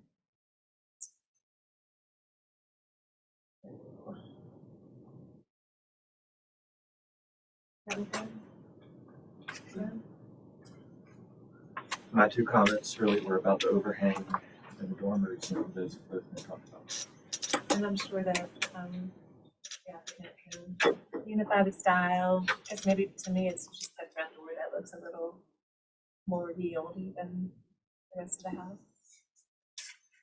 I'm sure she can figure that out. So I'll make a motion for conceptual approval with staff comments 1, 2, and 4.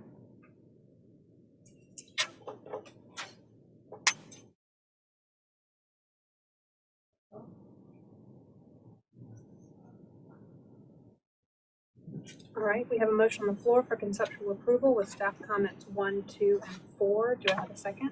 Second. Bill, you can go in the record. All right. Bill. Sure. I'll put the motion to a vote. Glenn? In favor. Fillmore? Yay in favor. Julia? In favor. Bill? Yeah.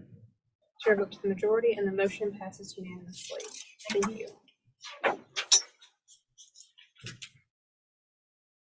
All right, agenda item number 11, 218 Cumming Street. Frank, if you'll give us an introduction and overview of the project, please.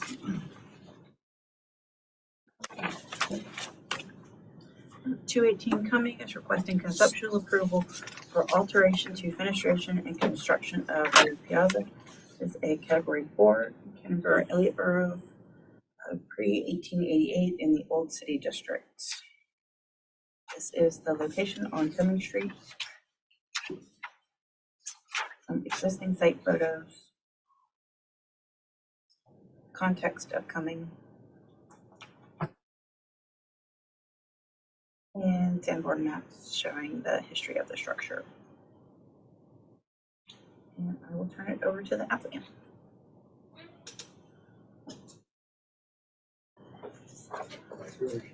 Yes, if you'll speak into the microphone, please. Hi, Kenny Kraft, architect, Kraft Design Studio, and let's see, I'll give a little walkthrough about structure. I guess actually I'll go ahead and go to the next slide. It's context here on Cumming Street, an existing historic structure, I think it's from 1850 to 1860s. Single house with a smaller lot. Happens to be right next to the shady alley and paved court. Next slide. Shows the site plan. It is zone X, so it's not in the flood zone. It's there's a parking lot immediately behind it, and a paved court and an alley leading to to the north. Next slide. This is kind of a bird's eye view, shows the context. There's a Brewster Court next door with the kind of newer, taller, kind of modern houses, and then otherwise kind of single houses on the street. I don't know if it's possible to zoom in the top middle. To me, it's kind of important to see this context that where the structure is, you know, the alley, Payne Court, immediately to the left side, you know, there's a break in the street with the alley running through, and the next house has kind of an L shape, a little bit of unusual type. It actually has an L to it and has sort of like a broken piazza, and it has a little court to it with some privacy with trees and a low wall. I just kind of wanted to point that context out, that it's not marching down the block with the houses immediately next to it. Next slide.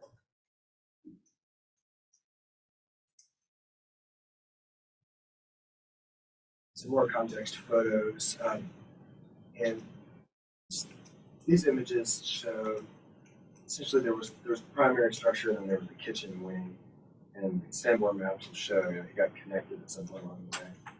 And being on the alley and kind of being on the privacy side, the rear elevation and the alley elevation are pretty bare with windows, as you can see in the context photos. Next slide.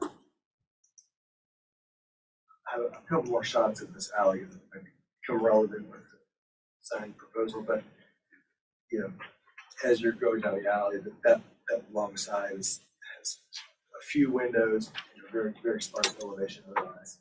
Next slide.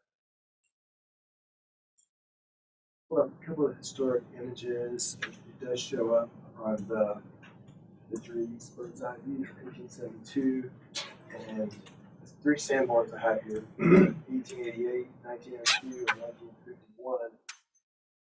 I don't know if you can zoom in a little bit. It's interesting in the Sanborn. On the bird's eye or the Sanborn? Oh, sorry. No, I'm sorry. On the Sanborns, maybe you know, look at the first one. You see in 1888 there was the primary structure with the piazza, and then there was a kitchen which appears to have and it looks like there was a one-story, maybe one-story piazza, and the kitchen appears to have a one-story piazza also, and it's not connected. At that point, it's a separate kitchen building. The next one, 1902, you can see there was a connection, a partial connection, just more or less the width of the rear wing, the kitchen wing, and it still shows that it has this piazza on the primary house and the piazza on the side. And here it says, it looks like it shows 2 stories. I don't know why it said 1 story in the first place. It seems like it might have always been 2 stories. But then the next slide, 1951, is really the same. It shows that, you know, really wasn't much change. It shows that that kitchen had been connected, only sort of the depth of, or the width of the kitchen wing, and it also shows the piazzas on both structures essentially. But it does not show, there's a knuckle with sort of an extra knuckle piece that is kind of built in between, but sort of pushing out toward the piazzas. It wasn't shown as a 1951, just for reference. Next slide.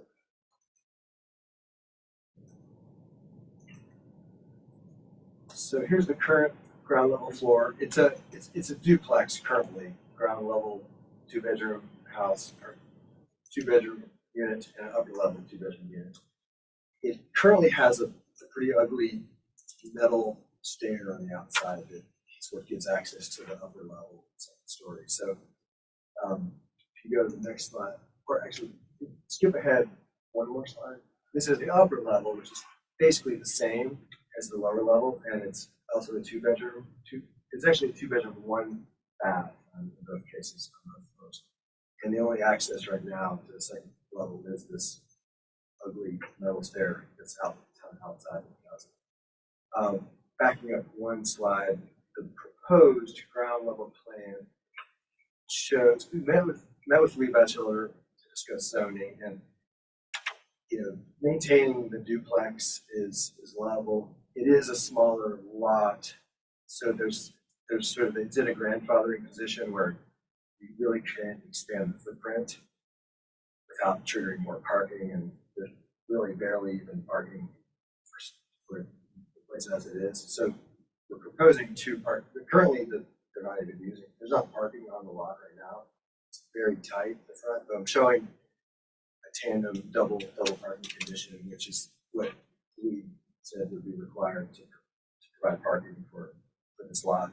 And he did say, because of the size of the lot, there's really not an allowance for any footprint expansion. It needs to stay 2 bedrooms on each level. So a couple of the interventions proposed here, primarily one of the big things from the photo, you see the piazza had been badly disfigured and infilled on the ground level. And so we're proposing to bring back there's one pier with a column that exists on the lower level that had been infilled, was sort of still intact. So hopefully we have a record of what was originally there, to be able to propose to rebuild back the columns as to match the original that is still, the one that's still there. So opening the piazza back up, reintroducing the columns the way they would have been originally. And then we're proposing to reintroduce a piazza on the rear wing, which is not there, but was apparently there historically for the Sanborn maps. One thing to note that here, the little knuckle space, I'm currently showing like a little microscope there with kind of windows wrapping around. That you can see from the interior framing is, you've got fresh studs in there. That portion, it was shown in the 1970s photo, but it wasn't shown on the 50s Sanborn. And I think you showed an earlier map from the late 50s. It's still not showing that little knuckle there. So I'm proposing a little different treatment for that little portion because it is newer and not historic, and it kind of, it's a bit of a weird condition on the exterior. Next slide. Mr. Kraft, you got about 2 minutes left. Oh, sorry. Next slide. Upper level is really almost exactly the same as the lower level proposed with that piazza, double piazza. Also showing a stair integrated into the piazza, kind of a tight stair, a subtle tight stair just to get you up to that second level to allow the duplex to maintain. Next slide. That's current roof, and then next slide, proposed roof. We're proposing to replace the roof with matching standing seam. It's a rusty, old, bad shaped roof currently. So, and then the only really interventions you can see where the piazza is added with the parapet walls. Next slide. Elevation, current condition. There's a crappy front door in the piazza. They're replacing that. Next slide shows the proposed, which is very minimal, very simple. Just keeping it as is, essentially freshening it up. Proposing to reintroduce shutters. New piazza door. Next slide. Side elevation. This is the current condition. Kind of badly remodeled with the infill piazza and a couple of remnants of the porch piers. Next slide.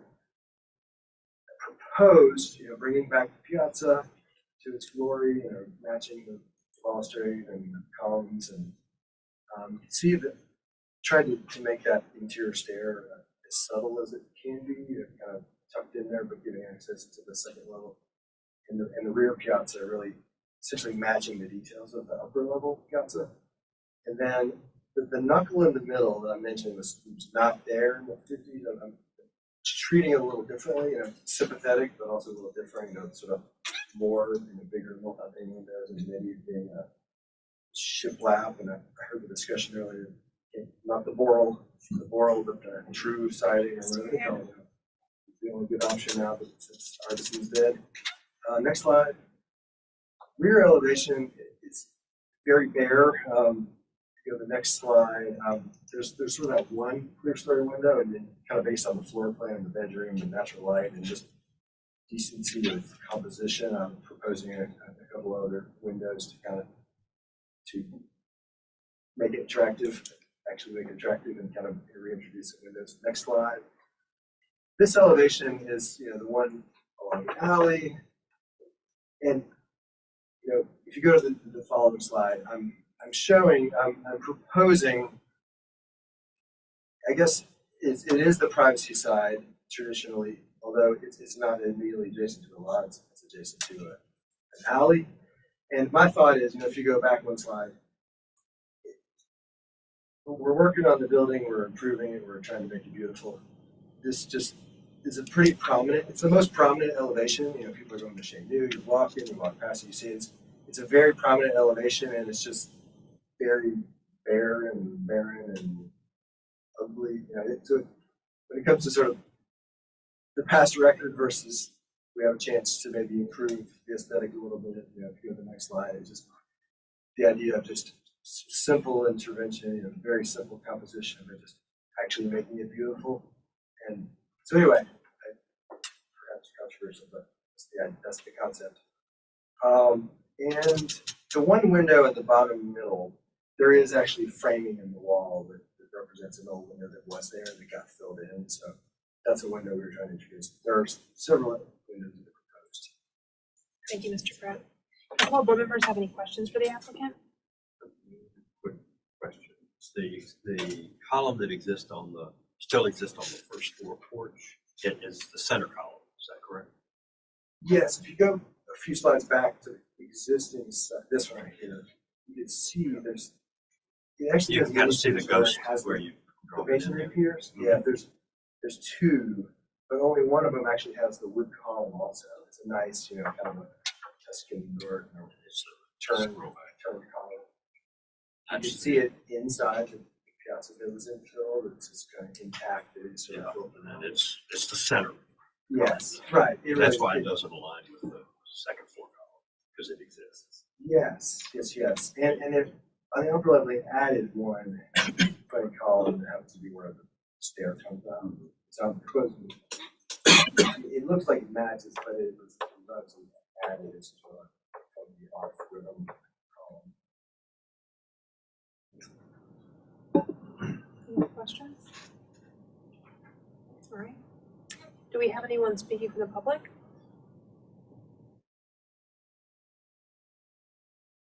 I'm Carol with the Preservation Society of Charleston.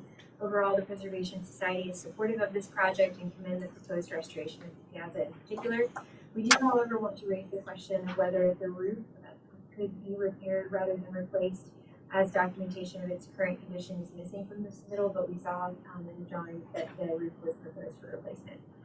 And lastly, in accordance with the Secretary of the Interior standards, we ask that the number of new openings be reduced to as few as truly necessary and limited, if possible, to the least visible elevations.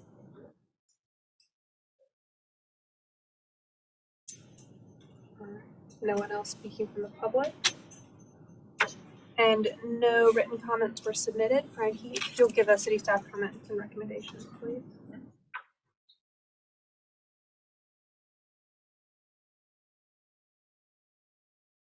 I just wanted to make an observation that the reconstructed piazza will be minimally visible from the public right away. Staff comments. The windows on the south wall of the hyphen infill are very horizontal for the structure, and the proportions should be restudied, especially on the first floor. The windows on the north wall of the hyphen was previously existing as shown by interior framing, but we do think that the new window should fit within the dimension of the existing framework. If it does not, couldn't quite tell. It looked bigger, but that might have just been because it had shutters. And the north facade would not traditionally include extensive fenestration or enlargement of fenestration as proposed, and staff feels those should be omitted.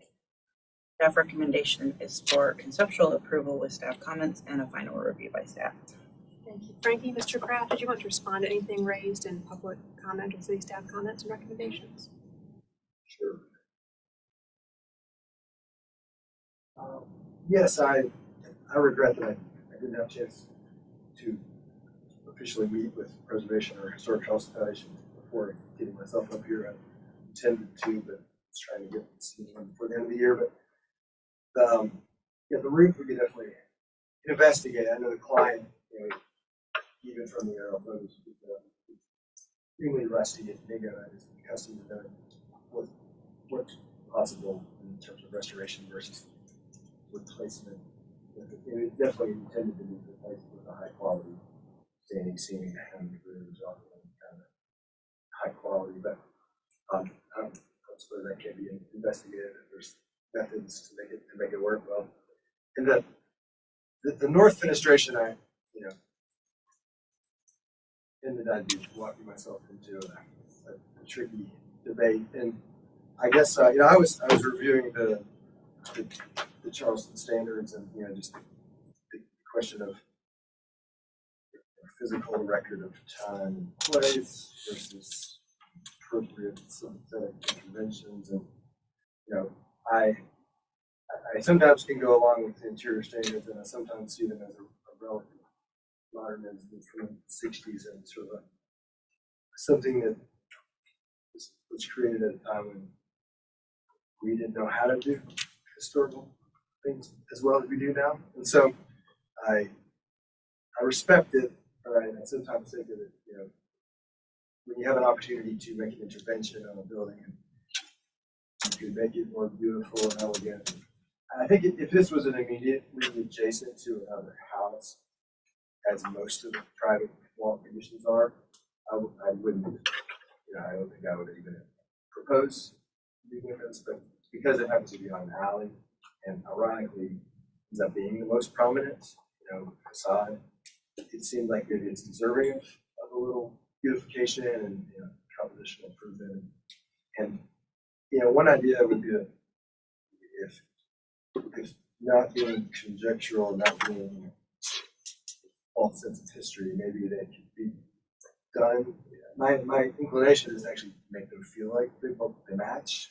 That if it makes more sense to have them, but do them in a subtle way where they're distinct enough that they can be seen as new and distinct. Anyway, I'd be curious to hear everybody's opinion. Thank you, Mr. Kraft. All right, public comment and the applicant's presentation is now closed. We'll move into board discussion and a vote.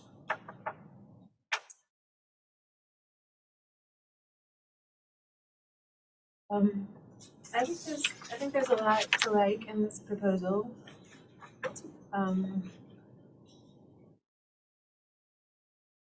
The Great Little House is being treated very respectfully. I think almost all of the proposed changes are really positive. I personally have some appetite for some new fenestration on the north side. I acknowledge that it probably wasn't there historically, but there's plenty of precedent for north side fenestration on public rights of way, like just, for example, the corner of Line and Rutledge or the corner of Meeting and Lamble. There's copious fenestration on those north sides. So, maybe it's slightly different from what's proposed at the moment, but I think that introduction of some new fenestration there is okay, personally. Really, my one major concern about this is the proposed stair to the second floor, because if the piazza is really only 5 feet wide, how's that work? Right. You're gonna With get all trouble those with winders. Yeah. It's almost like a built-in spiral stair as I'm thinking of it.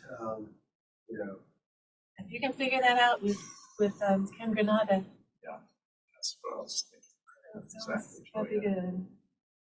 Because I like it, and I would love it to be an illegal stair that wound like that, but I just don't think you're gonna have some issues, which hopefully you can figure out.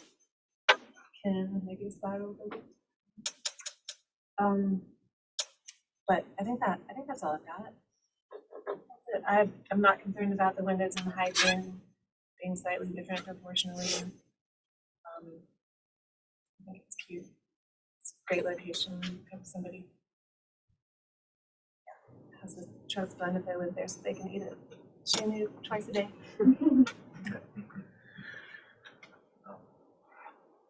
I had a similar thought about the stair. I think it, indoor rendering with your elevation, it is attractive, and I think it's a far better solution aesthetically than what is current. I don't know permit-wise, inspection-wise, if it can happen. And so I was kind of looking at, does the stair happen in this breakfast room area that you're asking for? Obviously, that would negate breakfast area, but I think you're going to have a more code compliant stair to make this happen. Reinforce that, but I think that's the reality.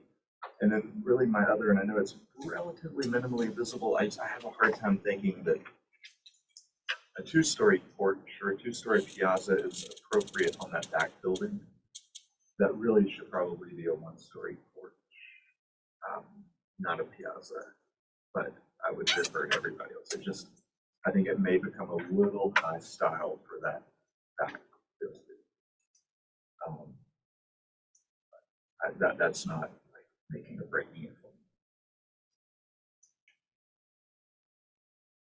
I think it's virtually all positive, and obviously restoring the porches and making this house look like a full house again is really positive. The two-story porch on the little back building, my recollection is that the kitchen building, 97 Broad Street, has it just about like this, separated with a little hyphen, and has a two-story porch, which I think we did that building in the early photographs we had, that porch was two-story early on. So I don't think it's common, to Lynn's point, I agree, but it certainly does not bother me. I think there's probably find some, not a lot, but a few examples of a building like that with a two-story porch, particularly. This is 1880s, a little later. And I thought Sanborn said one, and I One of them says one, and one of them says two. Two. The most recent one says two. 51 and 02 say two. In 88 it says one. 28 says one, but yeah, well then that's probably more too. 1902. I understand why you want to. Really adds to the accommodation of the second floor. And, the windows on the left side, I mean,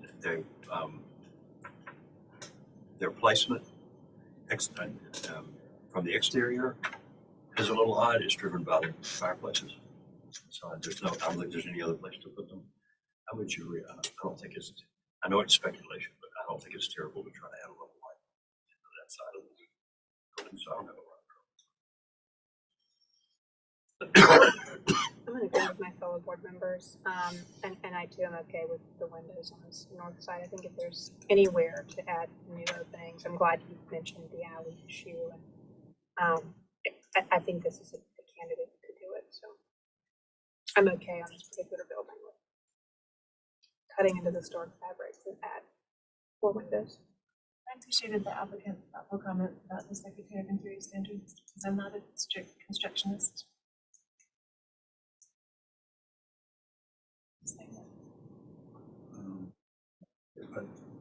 The Sanborns do indicate the piazzas in the configuration that he's proposing, so I would say that's a good thing to bring those back. There's enough, thank goodness that one column is remaining. There's enough to tell what was there, so at least on the main house. Definitely concur about the comments about the stairs. I think we're gonna probably be rethinking that total to conform with the code. And would say, as far as the north side, you know, I get it. I think in context of what's there now, I would say it does make sense. Julia's points about north walls bordering rights of way, streets, alleys, whatever. There are plenty of examples of that.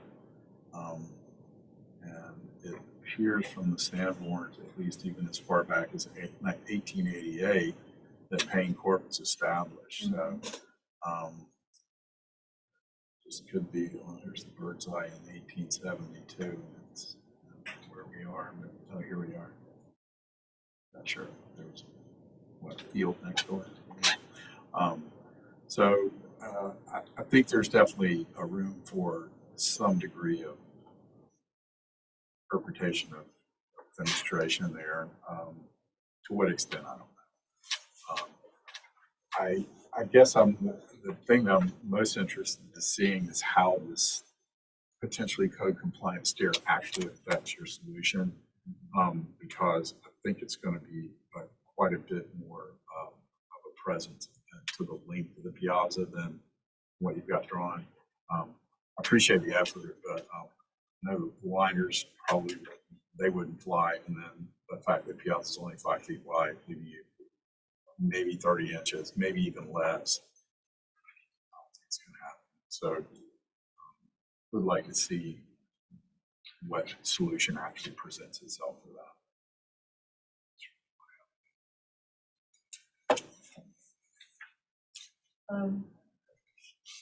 On that north elevation, even though I personally kind of like the little windows that are in the bathroom, with their removal of those, like, make everyone happy, like, just anyone else feel like there's too much going on there. You were there. One of them was, right? One of them, and there was two of them there with the others on it. Transom. Okay. Just like old trans. And he really needs the other one, I think the other one's free.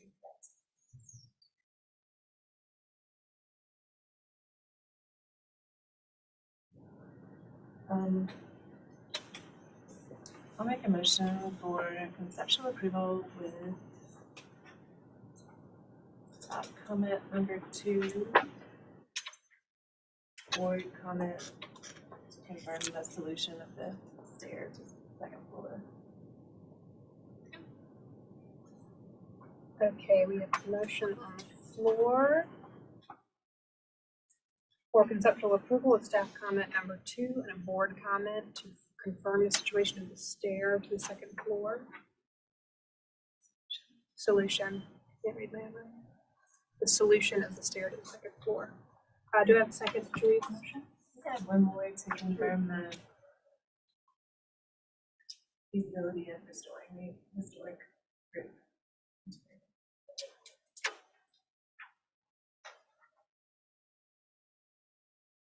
A revised motion that includes a board comment to restudy the feasibility of restoring the historic roof material versus replacing. Do I have a second to Julia's motion? Could you read it again? I didn't. write it all. Conceptual approval of staff comment number 2 and 2 board comments. 1 to confirm the solution of the stair to the second floor, and a second comment to restudy the feasibility of restoring the historic roof material versus This replacing. was for conceptual. Yes. Fine with you guys. Do I have a second? I'll second. Thank you, Sam. Put the motion to a vote. Glenn? Yeah, in favor. Bill? Yeah, in favor. Julia? In favor. Fillmore? Yeah, in favor. Chair votes for the majority, and the motion passes unanimously. Thank you, Mr. Kraft.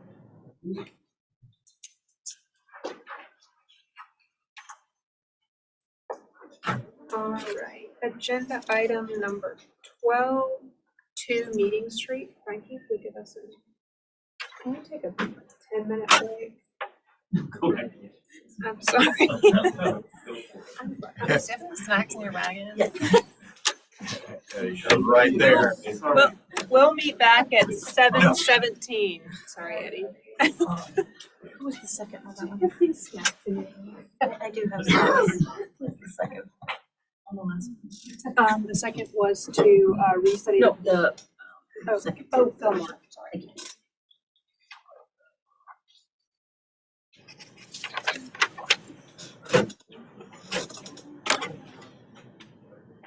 Can we offer you snacks?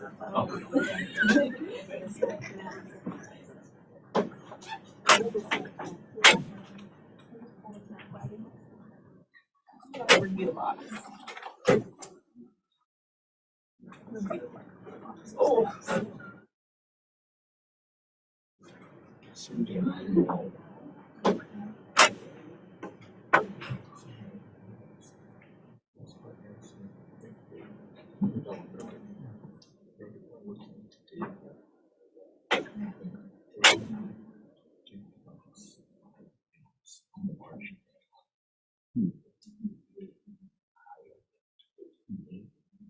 Probably 2 floor plans, like 2 A's and an 8. So I don't know. And that's going to be successful. So that's all that. He asked me if I would be interested, so they would have to be, it would have to be the right. That's all I know. So, I appreciate it.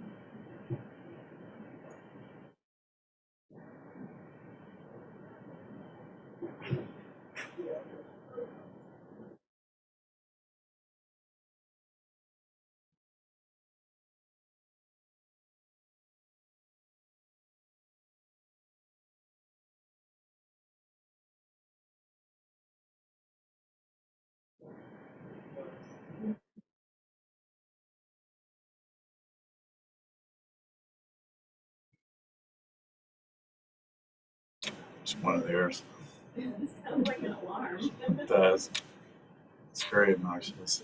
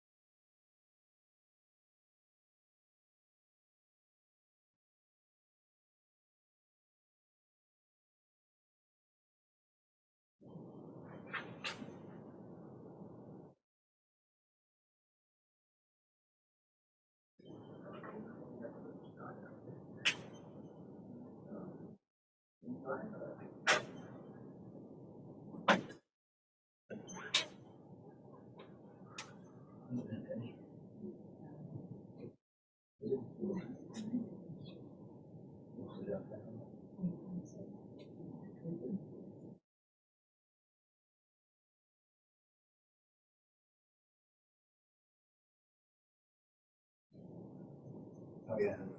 Yeah. Like, good beach and way out.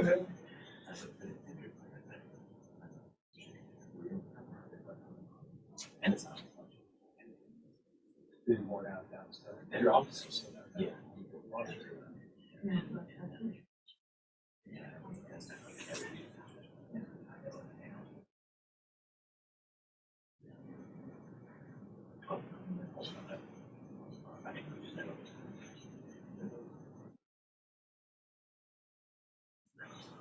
You're coming past. I'm gonna go. There's the job I'm at.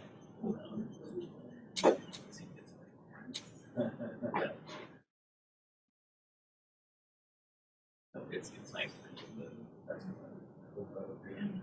That sounds like a great scenario. Yeah.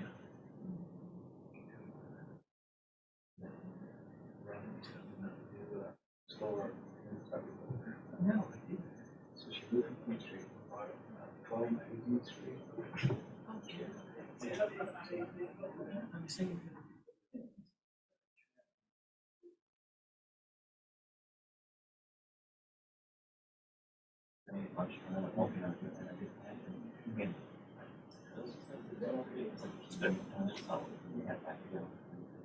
So I hadn't been down. 12 markers. Yeah. Four corners on the corner.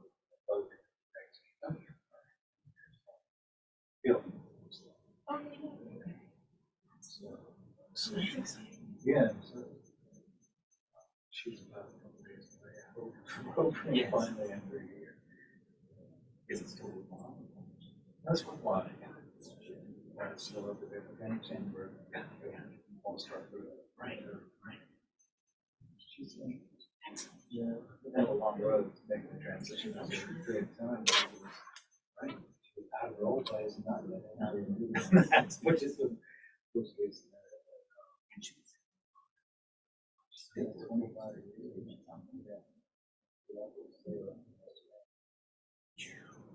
So that's you know.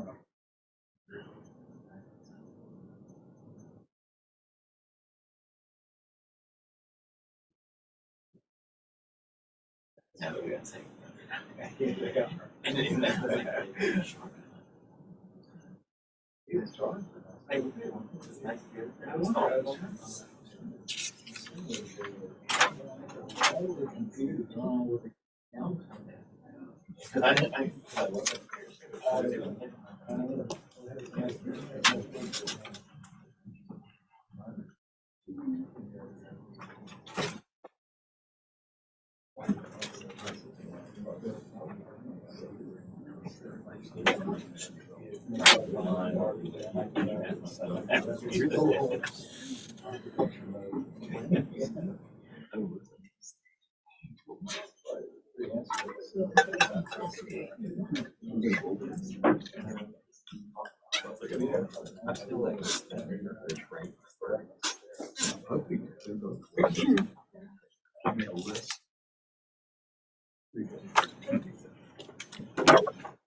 Ready?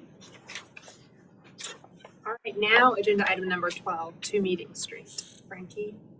Okay, Chief's meeting is requesting conceptual approval for restoration and alterations to existing structure. It is a category 2 in Charlestown, circa 1892 in the Olden Historic District. This is the location on Meeting Street. Existing site photos. Some context of Meeting Street. And South Battery. And Sanborn maps showing the history of the structure. I will turn it over to the applicant. Okay. Hi everybody, good evening. My name is Eddie Faye with the EK Architects, and we are representing the owners of 2 Meeting Street, who've asked us to make some improvements to the property, namely minimal even in the interior, the bathrooms, spaces, and reduction of one unit in there, but more particularly with some of the elements on the exterior that we had flagged that could use attention. This structure just historically is put post 1886, there was something else there until the earthquake, and the new structure came after that. Next slide, Frankie. And which I was not aware when we started looking at this, that it didn't have a porch. And I didn't know that. So you can see and how it conformed to against some originally as well. Next slide. So Sanborn maps is Frankie was just showing you, 1902, the porch element being added, sometime 1930 perhaps, that showed up in 1944 and 1951, and elements where there had been modifications to the structure prior, as you'll reference on the 1902 map. At the top left, the little one-story element off the back turned to 2 stories, had been modified, and other things had been addressed. Next slide, please.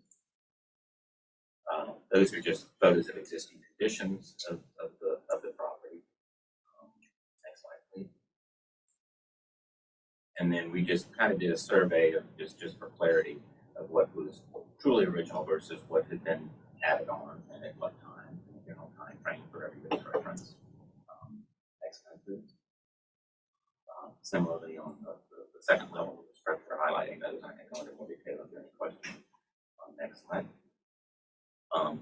So the things that we've addressed, we've just done so page by page here as clearly as we could, and it's a difficult building with curves and porches and whatnot to show properly in a flat elevation drawing. We did so more three-dimensionally in these drawings. The biggest and significant move is just removing this element that until the porch chair to allow for another bathroom into the building. So that's one of the things that we're requesting, and to restore it back to as it was originally, which I think is so left you can see as it is, right, so it's proposed, it's restored stair, and everything is right under there.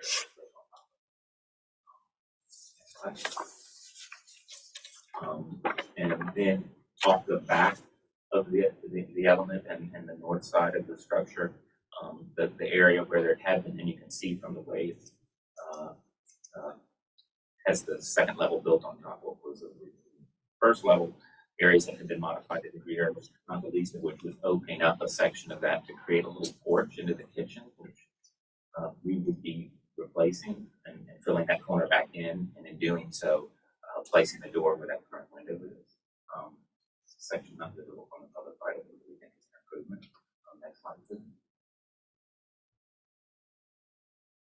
So then again, just graphically, what the difference to that would be from the existing proposed. Next slide, please. On the piazza level, second level, there are a couple of doors and elements that again aren't original as best we can tell. Needless to say, of course, when the piazza was added, some of those were plugged in and afterward. But this door in particular is definitely newer, and it's in an odd location. With our elimination of a room, what we're trying to create is more open space at the top level there that allows public visiting that space, so that the guests to go right out on the piazza directly rather than kind of snake through a room. So the proposal would be that there's a door placed in a location to the right where this 3-bay window presently, and the door here would remain just of a different form that matches something that not necessarily original, but a little bit more in here. Next slide, please. Which that slide would illustrate. The other reason for allowing that door, which we feel is valid, is you'll notice there's several of these through wall units on the second level of the inn, which we are proposing to remove wholesale. And being that that element has already been kind of packed with justification in the door back there, we think is valid. And the actual detailing of what that is generated, at least in this presentation, by one that is far left that you can see in the existing condition. Again, not sure if that's original, but it's older, and whether or not that follows through all the way into this new main entry door. That door changes slightly. We just kept the sidelight windows just as they are, so that door could be different, but that's just the idea of placing the door in that location. Next slide, please. And then, again, wholesale, the only elements that really needed all of these functions, and our discussion with Historic Charleston Foundation that has an easement on it, was that the ones on the piazza facing the park would be removed. And then we had just pressed and the owners were to look at there just are everywhere. So we have a new second level heating and cooling system, and all of the blue wall units are removed, and the siding or shingles, wherever they are, will be replaced. Next slide, please. I'm happy to answer any questions. I will say I appreciate working with the Historic Charleston Foundation in April. We've met on more than one occasion on the site as well, and they are supportive of our improvements to the property. Preservation Society similarly so, and also had the opportunity to say that who's a direct neighbor. I know April had reviewed plans with her, but we did as well. But, she was not, she's here this evening if she has any other comments. Was not opposed to the architectural changes. Ready? My fellow board members have any questions for the applicant? Eddie, why do you think up there on that second floor piazza, that sill, why does that extend over all the way over to the bay, just along the wall there? Where? If you go to your, the image where you were showing the new doors in place of the, that sill, oddly enough. Here, all the way across? Yeah. And going across? Yeah. I don't know. But on the back side of this, which again is not visible where we're doing anything, there's a whole series of odd kind of elements that may be seen better in the initial photographs that are around the building, where it looks like, I don't know if it was in this area something open, another door or window popped out, but there are a whole series of things like that built that's kind of little quirky things that look filled in, and you can't really tell when it was done, but you can tell for sure it wasn't. Yeah. But those things leaving in place, we're not removing it, so it kind of speaks a little bit to the kind of history of it, but definitely not faults of it. Okay. Any other questions for the applicant? Thank you, Eddie. Do we have anyone speaking from the public? Wood Historic Charleston Foundation, as Eddie mentioned, HCF has an easement on 2 Union Street. And we have met with the applicant and reviewed the application, confirmed that it complies with the terms of our extension, and we respectfully recommend approval of this request. Thank you.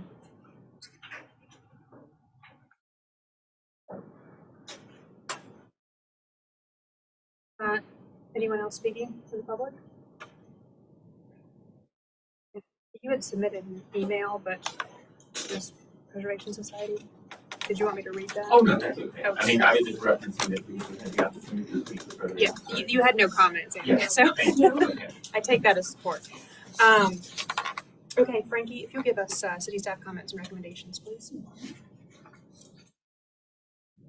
Staff just has some observation that changes include reverting previous alterations back to original, changing previous modifications to more historically appropriate or are not visible from public rights of way, and we feel the proposed changes are appropriate and correct previous inappropriate modifications. So we are requesting conceptual approval with final review by staff.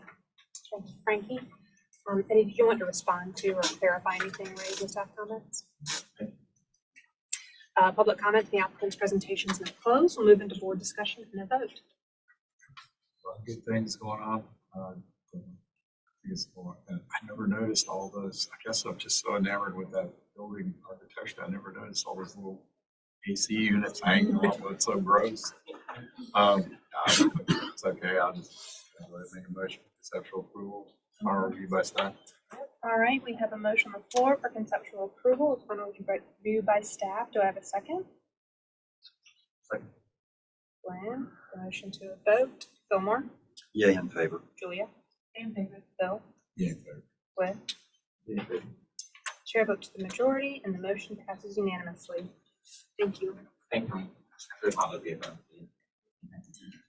Agenda item number 13 is 21 Church Street. Frankie, could you give us an introduction and overview, please? 21 Church is requesting conceptual approval for alterations to existing house and garage, screen porch addition at rear structure, new portico at front door. It is not surveyed in Charlestown circa 1900 in the Old and Historic District. This is the property's location on Church Street. Existing site photos. Some context photos of Church Street.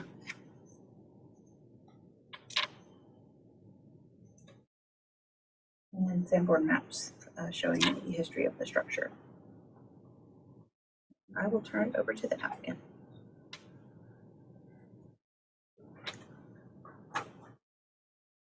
Good evening, Sebastian von Marshall, architect, requesting conceptual approval for this renovation at 21 Church Street. The next slide, please. Next slide. Okay, so the Sanborn maps, really it's an interesting site because we're dealing with what are really sort of three different buildings. We have the original masonry section in the back, which used to be part of the 18 Meeting Street property. We have, that's circa 1805. We have a 1900 addition to that masonry structure on the Church Street side. That's sort of a white wood craftsman building. And then circa 1939, we have the addition of a accessory structure and garage in the southwest corner of the property that's visible in sort of bottom left corner there. Next slide, please.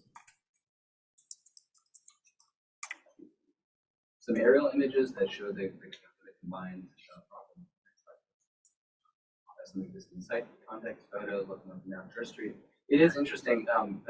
I should add, we had a hard time finding historic pictures of the property because it is atypical for this part of town. Obviously, 1900, a lot of these craftsman houses are much further down Trent Street on the western end of town, Council Street, that's the middle side. But this one kind of got tucked in there and surrounded by all these beautiful Georgia townhouses that nobody ever turned to take a picture of. Next slide, please. The existing front and back part of the house. Next slide, please. The existing garage. And then we're going to get into some pressing pictures here. So actually, if I could have you go back 2 slides, I'd like to just quickly go over some of the sort of the general ethos of what we were trying to do and some of the parts that we're touching. So the first and foremost, the hope and the plan was to preserve and simply repair in kind and replace as much, where needed. Essentially, we didn't want to make any very heavy-handed moves in the very prominent sides. Obviously, we're proposing some things with varying degrees of visibility. There are a couple of things. We believe in 1939 when the title changed hands and Mr. James Benson bought the property. He was an architect, so of course he took it upon himself to remodel it considerably, and he actually built the garage. For example, we believe that the attic fan on the roof is not original, would have been added in the 1939 renovation. We believe actually the entry door was added at that time as well, that little surround. It seems very out of keeping with the style of the house. So 2 things sort of right on the front. In the bottom left corner, you can see that's sort of the southwest corner where we're proposing to add a screen porch. And then in the bottom right corner, you can see the existing masonry structure where we're proposing to remove 2 of the windows, which we believe were also later additions there, because the Sanborn maps are a little hazy, but I think windows were added and removed in that building over time. So we're proposing to add a window in there. And then if you go to the next slide, please, Frankie, on the garage as well, the top left window picture, you can see the side facing north, with those 4 windows across the top. We're proposing adding a door and a window on that wall as well. So if we go to the next slide. Going back, starting with the portico, again, here are some period houses from the early 20th century, as I mentioned, further east, further west on the peninsula, with varying types of porticos, some with what we call fan lights and openings, some with flat roofs. It's sort of kind of a mixed combination there. We really used those to inspire our design for the front of 21 Church for a new entry portico that we felt would be more appropriate for the style of the house. Also give you a place to stand out of the rain when you're opening your door. The owners like the idea of an elliptical fan light, which is what drove that elliptical shape, but again, we found another precedent that next slide, please. And then the site plan, and what I might do is really quickly just point to these moves that we're making again here to just give you your bearings. I'm sure you've had a chance to review these, but the proposed portico, the proposed screen porch, the proposed window, and the proposed window and door in the garage. Next slide, please. The existing proposed first floor plans, you can now see that the portico, the screen porch, and the window a little more clearly. We talked a little bit about the portico and the design for that and the scale and the style, which we feel like would be more appropriate for this house. The proposed screen porch, we're keeping the existing porches on both the back and the side. We're proposing to essentially enclose what's remaining of the terrace and hold the corner back of that screen porch so that you still read the original corner of the existing porch. It steps back. It's very clear that this was not originally part of that. We are going to use, we would use the same language, so we will keep the roof height the same. We'd be proposing to use similar wood piers that echo basically the scale and the style of that, but it would definitely be its own thing. We'd use bronze insect screen and framing. You can see here where these two windows are located is where we're proposing to add a new large window on the back. Next slide, please. The second floor remains on the exterior essentially unchanged. The only difference is that you can see the extension of the screen porch roof and the roof of the proposed portico. And then the roof. And I should add, we're unsure whether this chimney here is original. We believe it might be. This chimney is almost certainly a 1939 addition as well. The brickwork looks different. The mortar looks different. We feel like that was not a first period, certainly 1805, an odd location for a chimney in what would have been what was the carriage house. So we are proposing removing that just to simplify and to return that house, elements of the house back. And then the garage, existing first floor and proposed first floor, existing second floor, proposed second floor, existing roof, proposed roof. The only exterior change here is on that first floor on the I mentioned on the north side, we're proposing to add a door and a little 6-light fixed sash window.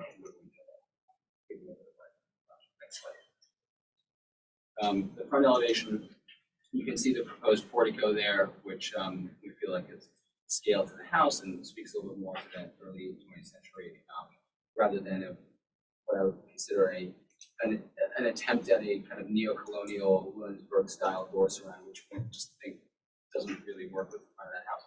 You can see the attic fan on the dormer on the top. Again, we think that's not original. And you can see the proposed screen porch that we're adding in the back as well. The way it kind of steps back here and then sort of runs across and keeps the existing roof and basically just extends that entablature drops off those. Next slide, please. And then the south elevation here too, we're proposing to keep the slate roof on the back house, the stucco, the windows, everything basically just repair, replace in kind, match existing. You can see the screen porch attached to the side of the portico. And you can see the window there facing south. We are proposing to swap out this door here as well. You can see that static. Next slide. Mr. Van Marsh, you got about 2 minutes left. Thank you, sorry. And then the garage, next slide. We're showing some new garage doors. Next slide, please. New door and window here. So that's the end of that. What I did want to add before I move on is, there were some questions that came up about visibility of certain parts of this, and when we initially met with Linda on site, she mentioned that the window in the back is partially visible from the Publix right away. You can sort of catch about 10 inches of where that would be on that wall.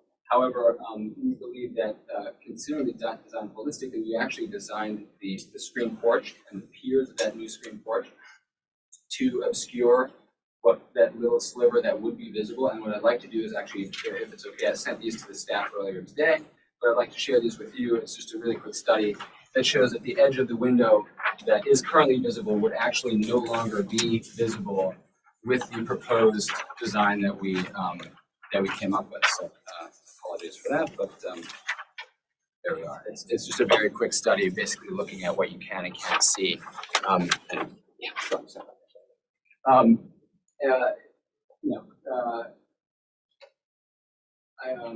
With that, I'll leave it to you, and I welcome any questions you might have. Thank you. Thank you. Do my fellow board members have any questions for the applicant?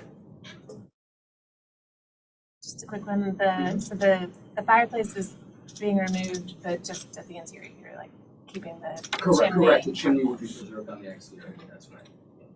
The center chimney.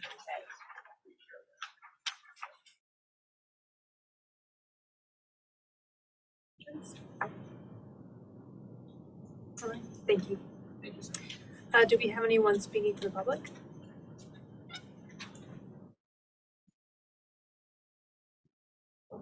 Anna Catherine Carroll, the Preservation Society of Charleston, and thank the applicant for reaching out and studying this proposal.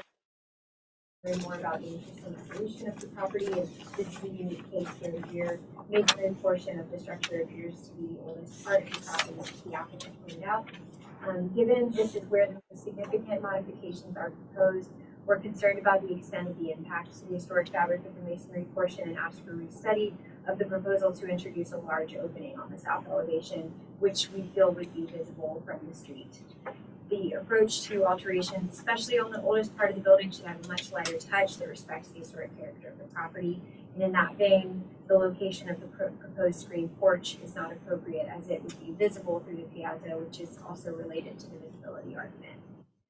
Lastly, we would like to better understand whether there is any documentation that sheds light on the building's original configuration to inform proposed alterations to the front elevation, in particular the door surrounding the dormer.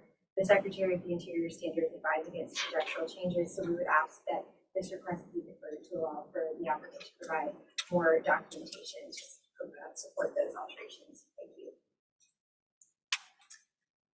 Anyone else speaking from the public? Nicole Wood, Historic Charleston Foundation. HCF has reviewed the application for approval for the alterations to the existing top garage, Great Court Tradition, and portico at 21 Church Street. We have significant concern about the proposed fenestration change at the rear dependency. Its rear structure predates the house at 21 Church Street. The proposed large openings on the side of the dependency are not compatible with the original window configuration or respectful to the original intent of the building. These changes will be visible from the public right of way. We respectfully recommend denial of this portion of the application.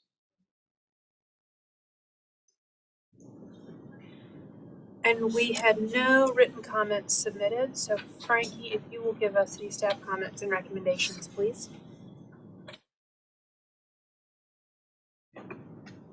I will state that staff drew a very similar diagram to the applicants before writing comments. So, for the applicant's diagram and the one that we drew, the proposed, let me just make this observation first. Proposed window changes on the east elevation match the existing on the second floor. The proposed window changes on the garden elevation, from our drawing at least, would not be visible from the public right of way. The rear portion of the house was originally part of 18 Meeting Street, the Thomas Hayward House, which is a Category 1 structure. And staff wanted to just observe that we appreciate the proposed changes to the existing garage door. As for staff comments, we had a question about it appears like there's siding between the portico and the new front door, which we were just questioning, much like the previous project in the windows. That's a detail that seems to be getting lost in construction on site, so we would urge the applicant to think that one through a little bit, just because I don't know if it'll happen as you want on site.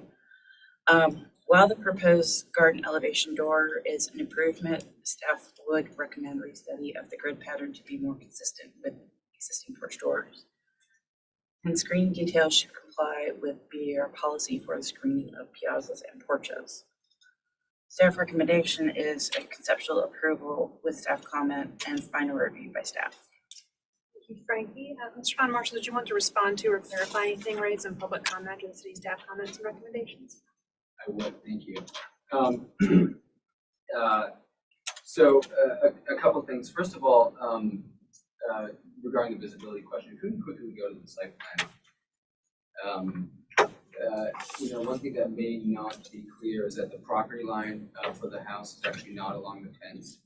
The property line is actually out quite a ways, as you can see right here. So, standing anywhere in here is actually technically no longer the public right of way. The property line runs a couple of feet out. So the city was kind enough to pave part of their front lawn. So that's one thing. And then the other is that it is a significant opening. I'm not going to deny that. We have graphic documentation that it would not be visible. We thank the staff for coming to the same conclusion. And I think it's also worth noting this was a coach and a carriage stand. And there are lots of examples in town, Bacon Red House, 62 Trad Street, just to name a few, that had very large openings on the sides. I mean, that's where carriages went in. That's where most. So perhaps in this form, not entirely exactly what would have been there, but also not entirely unusual to have an opening that size in a carriage house. And of course, if the board does have any reservations about this, we would love to request conceptual approval and then make the final approval contingent on a mock-up and a site visit with you and the staff to review the actual visibility after some of these other parts of it. Again, visibility really will not be an issue. I think if we're concerned about the visual impact of this future change, we would need to see what it's going to do once it's put in time.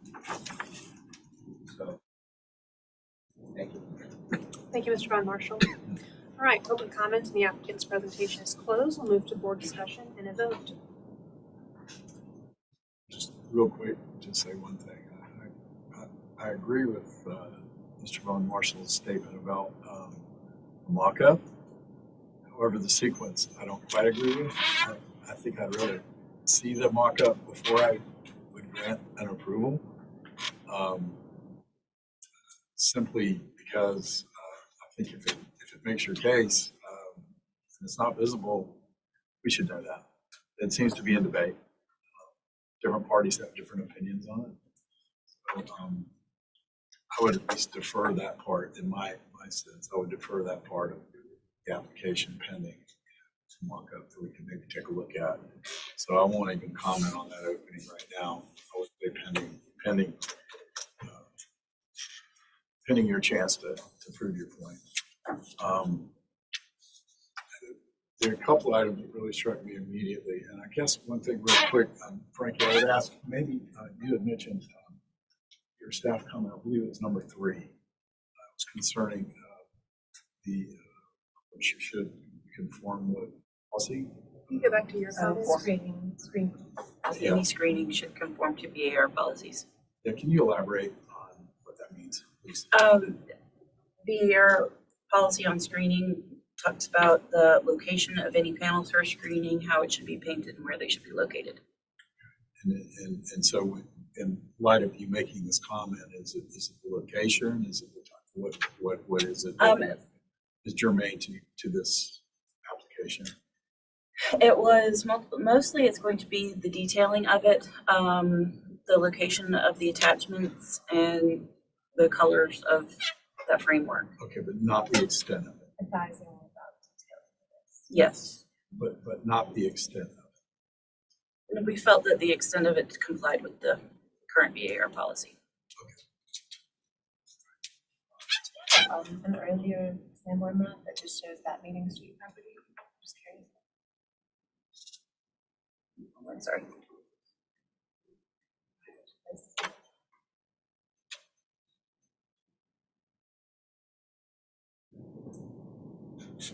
And your comment about or your question about siding of the portico, I think we're just seeing that like through the columns back at the main wall of the house. Okay, we weren't sure if I kind of was under the impression it was a graphic, but we just wanted to confirm, like it would be. It's just columns out in front of the existing front facade. Correct. So was this the drawing you made, Julia? Yeah.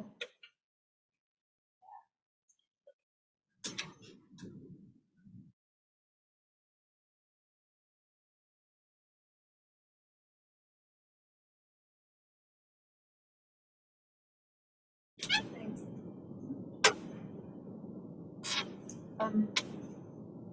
You done? Oh, go ahead. I mean, I think generally, I think it's a really thoughtful proposal.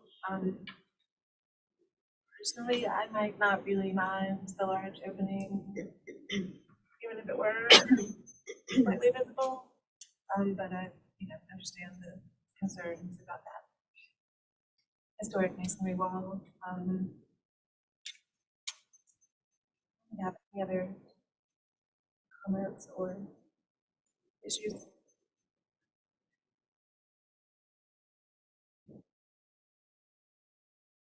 No, I don't have an issue with the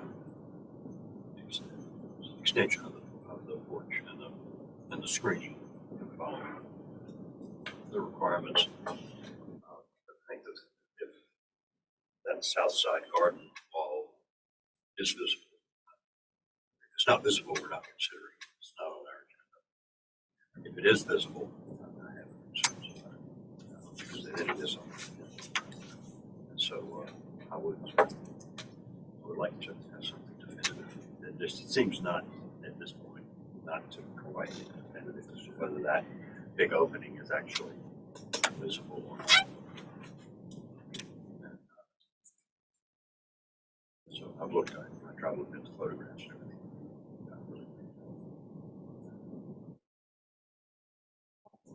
No, I don't. I think I've been more intrigued by the fact that I have never noticed or seen the rear masonry structure. I'm not saying it isn't visible, but I think there's been a lot of kind of growth. When you look down that driveway, I've never seen it before. Practically across the I street. mean, I think with the shrubs gone, there is a peak, but I'm more kind of shocked that I haven't caught it before. Well, I guess that's why my inclination was to suggest regarding that, maybe a deferral for a mock-up, because that is basically the oldest structure on the property. And I'm sure if it was still attached to the original, it would, I don't even know the rating of that property. Category 1. It's a 1, I think, yeah. I would have thought so. Not that, I'm not gonna say this is a de facto category 1 part of the building, but it's old. I just think it's worth at least getting a mock-up to make sure. That's all. And it would help you make your case too, right, at the same time, if indeed it's not visible. So at least that one part of it, I would like to say deferral for an opportunity. To do mock-up to prove that it's. I agree. And when we do that, show where the property line is so that we are definitely standing. Yeah. Tape on the pavement or something. So Otherwise, the portico styling and everything, there is a bit of conjecture to that, but I think as I would imagine any architect who gets their hands on something probably a little heavy-handed at some point in time, and who knows? So I don't feel it inappropriate potentially to the setting, the area. I think it's going to be well detailed. And I had a little bit of anxiety about the porch or the screen porch, but I think that's going to allay my anxiety about that. So I'm fine with the porch extension, the new entry, and I would just maybe suggest a deferral for that rear fenestration. You can go motion on that. Did you make a motion? He is getting hungry like me. Do you want to make a motion? Okay. Sure. I will, let me see if I can do this. I will make a motion for conceptual approval with staff comments for all proposed work with the exclusion of fenestration modification to the masonry section of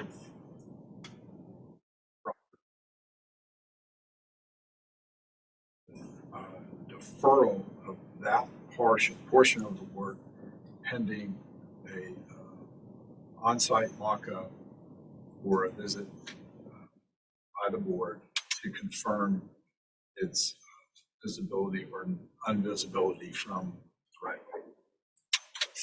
How about that? I second that. So write that down. Whatever that was. Yeah, basically approving, conceptually approving everything except deferring. Okay, I think Bill made a motion for conceptual approval with staff comments for all proposed work to the exclusion of the fenestration modification to the masonry section of the property. Pending an on-site mock-up and site visit to confirm visibility. Or unvisibility. Or unvisibility. I'm striking that last part. Do I have a second to Bill's motion? Thank you, Julia. Put the motion to a vote. Glenn? In favor. Fillmore? Yeah, in favor. Bill? In favor. Julia? In favor. Chair votes the majority and the motion passes unanimously. Thank you. very much. Write that down. I got a third of it.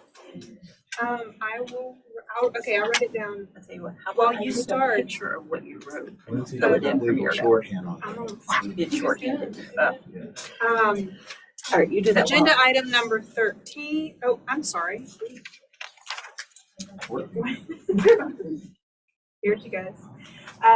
Agenda item number 14, 63 Simmons Street. Frankie, if you'll give us an introduction overview, please.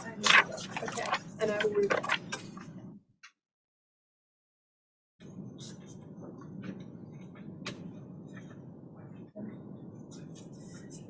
'63 Simmons is requesting conceptual approval for reconstruction as required by board on 10/13/22 following unapproved demolition of historic structure.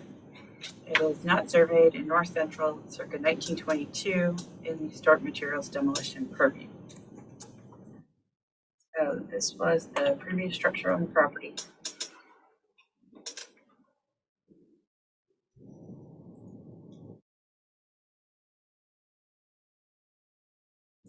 And then context.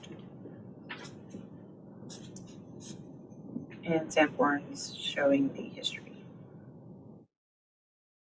I will turn it over to the applicants. Hello, I'm David Richards, architect. I've been working on this project for about 3 weeks. I was called in to rescue the owner from a project that had gone horribly wrong for him. Building was completely demolished, unfortunately. And so I've read very carefully the comments from staff as well as the comments from this board.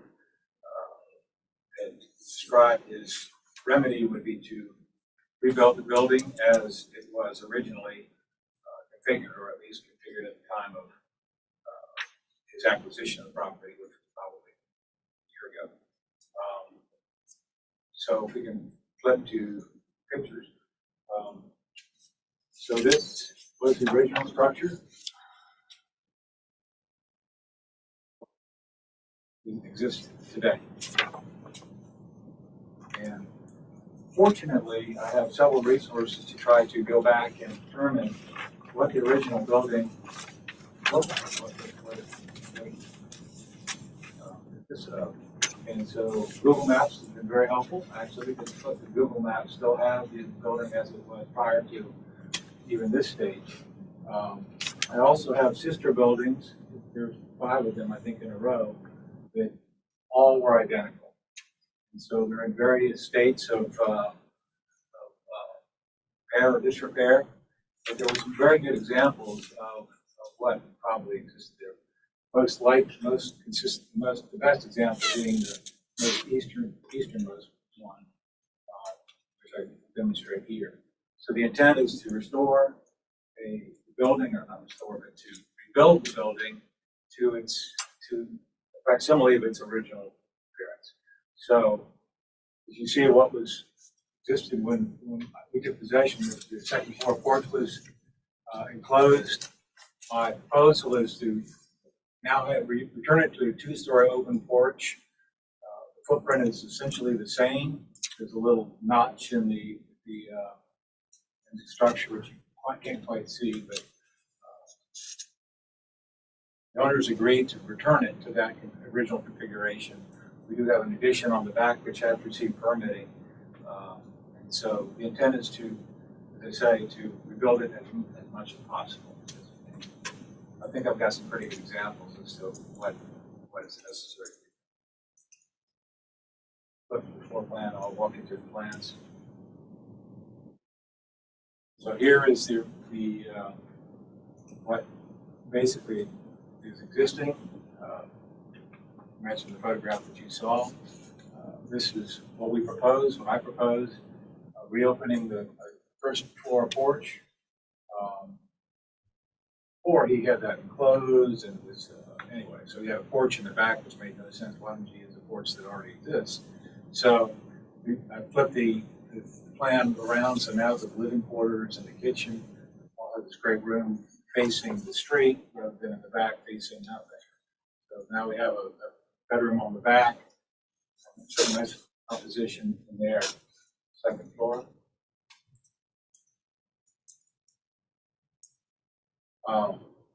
Same number of bathrooms you had before, but again, opening up the second floor porch, and now it becomes part of the master suite. It works very well. The idea would be to return the roof. You can flip to the elevations. To return the roof to standing seam.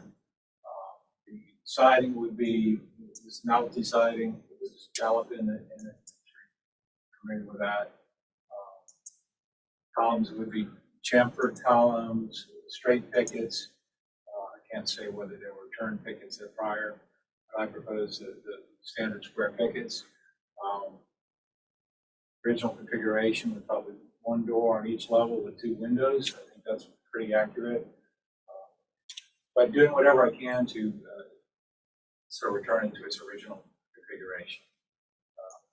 Begrudgingly, the owner is now in support because he understands this is what he's got to do. So here we are. Any questions for the applicant? Actually, can I ask a question of Frankie? I looked through, what did we originally approve? It was selective demolition, or did we? It was selective demolition. There was sort of this sort of front mass that projected that took off the front porch. You did approve the removal of that mass. So that was approved previously.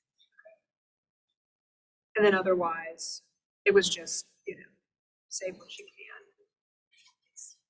I wanted to clarify what we had originally said they could demolish. That was my question. Any other questions for the applicant? So, number one, I appreciate your efforts in 3 weeks. That's pretty fast. And I know you had said you had taken some contacts from the sister buildings and everything. Was there sort of, you sort of based your concept on sort of a consensus, be that of what you derived? Well, I looked for the least altered and use that as where I gathered the clues from. They have exposed rafter tails, which is sort of nice in that area in the 1930s, I think. So yeah, the one building on the easternmost side is the best condition and probably the most authentic. And it's still a single family type configuration. Yes. Have some of the other sister buildings, this was altered to be duplex? Have any of the other sisters been altered into? Well, they've all yeah. had to, except for that easternmost one, all have the degree of the front porch is being enclosed. Okay. So, yeah, the one on the east side was pretty well intact. They altered the ground floor porch and filled it. But you can say that the original columns are changed. So we took the clues from that one. Gotcha. Thanks. The, two of the examples that were shown, the sister houses, and I don't know if they're still duplexes or not, but the first floor porch Several is still of them set are, up as yes. a duplex. So they have two entrances on the porch, I believe. Yeah. According to the tax records, all but one are still duplexes or triplexes. This is a single family residence. Any other questions? But the original was a Yes, sir. duplex, I think. I can't say. It was per the tax records. Story, tax records, like back to the beginning. I haven't traced it back that far. At the time of demolition, it was a duplex, and I haven't found anything to indicate that it was originally a single family. So some of those other homes that are sister homes that are configured as duplexes, that appears to be their original constructed configuration, from what you can tell. Okay. All right, thank you. Do we have anyone speaking from the public?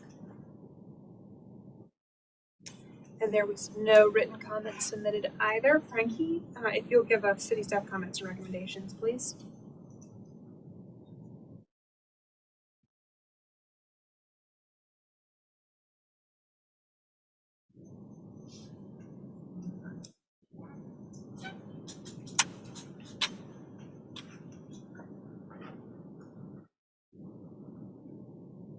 So we just sort of made a list of alterations that we could tell from the previous structure that was there. So the previous house was a duplex with 2 front doors, and the proposal here is altering it to a single family. Our view is that the 2 front doors should be retained like the sister houses. Columns should be altered to be a brick base with tapered wood column above, as was the previous structure. Door on the 2nd floor porch should be left in the original location, which was aligned with the door below. So on the doors below is the right side duplex door. On the west elevation, the first set of windows closest to the porch should remain in place. The front porch stairs have been shifted to the right. They should remain in original location. And we're not sure. When we looked at it on Google, it looks like the angles of the hipped porch roofs quite match the drawing. I don't know if that's a Google issue or a drawing difference. But I would just recommend looking. I think it was 57 that was the closest to the previous building. I would just take a look at their roof. Staff recommendation is for deferral with staff comments. Frankie, Mr. Richards, did you want to respond to or clarify anything raised in the staff comments and observations? No, I just hope we will be conceptual and reason and address comments from the board. I've got sections now available that would sort of help define, explain some of these situations that are brought up. So if I can get conceptual, I can submit preliminary, so it'll sort of work through more of the details. Thank you. All right, public comment in the applicant's presentation is now closed. We'll move into board discussion and vote. Echoing Bill's comment, I appreciate the applicant taking this on and helping to resolve this situation. And since the board required, full reconstruction, I agree with staff that it's important to replicate the fenestration and the roof pitch and other details of the original design. And it does appear that there were those 2 doors on the first floor porch, which would be logical for a duplex, and that's present on at least 2 of the sister houses. In terms of the columns, I would kind of imagine that the brick base was a later alteration, that it was originally just really simple wood columns on both levels of the porch. I think that's all I have. Yes, I really have one question, I guess, Frankie. To Mr. Richards' point, he's asking, if you could accomplish a conceptual approval and then move on to preliminary, do your comments, you feel warrant,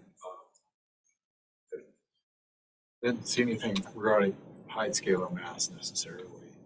No, as far as we General can tell, it was, the height, scale, and mass were in line with the original structure. And general architectural direction, do you feel your comments trigger that point, or is it a? I think it could be handled at preliminary. Yeah, that's what I'm wondering. So it would be to say, yes, keep going, but address your comments. You feel that way? We would agree with that, yes. Okay.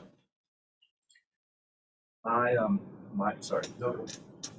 only observations or comments beyond what has already been mentioned is that I think I can confirm, I've looked back at the 07 and 12 Google Earth images, Street View images, and I do think the pitch and the form of that porch roof was a little different. I think there was a longer, flat run across the ridge or across the top of where the roof hits the base of the main house, but pickets are confirmed to be square in those images. And so, I think, well, firstly, I commend you for being willing to take this on, because it has not been a pretty situation, and frankly, an embarrassing situation. And so I'm grateful that this is actually moving forward to hopefully try and right it wrong. That's why I was kind of saying what I was saying in response to your last comment is moving along. I would definitely, in concession to your efforts, like to see it moving along. And I would concur with that. So I guess what I was thinking to do, and I'm not making this a formal motion, but what I was thinking to do was make a motion for conceptual approval with staff's comments. Leave it at that. Look forward to seeing the preliminary submittal, addressing those comments. Does that sound okay to everyone? I think I heard that we have a motion on the floor for conceptual approval. Well, I'll second that. If you want to formalize that. Oh, that's right. Yeah, you're right, Julie. I agree with that. So we have a revised motion on the floor for Conceptual approval with staff's comments at 1, 3, 4, 5, and 6. All right, we have a motion on the floor for conceptual approval with staff comments 1, 3, 4, 5, and 6. Glenn, did you second that revised motion? Well, yes. Okay, I'll put the motion to a vote. Fillmore? Yeah, in favor. Julia? In favor. Bill? Yeah, in favor. Glenn? In favor. Chair votes the majority and the motion passes unanimously. Thank you, Mr. Richards. Thank you very much.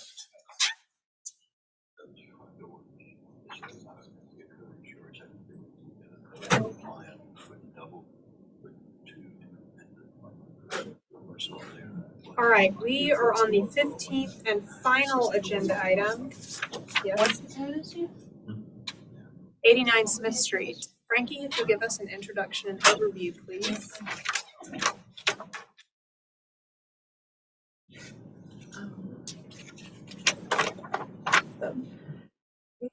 Street is requesting conceptual approval for alterations and rear addition. It is a category 2 in Charleston Village.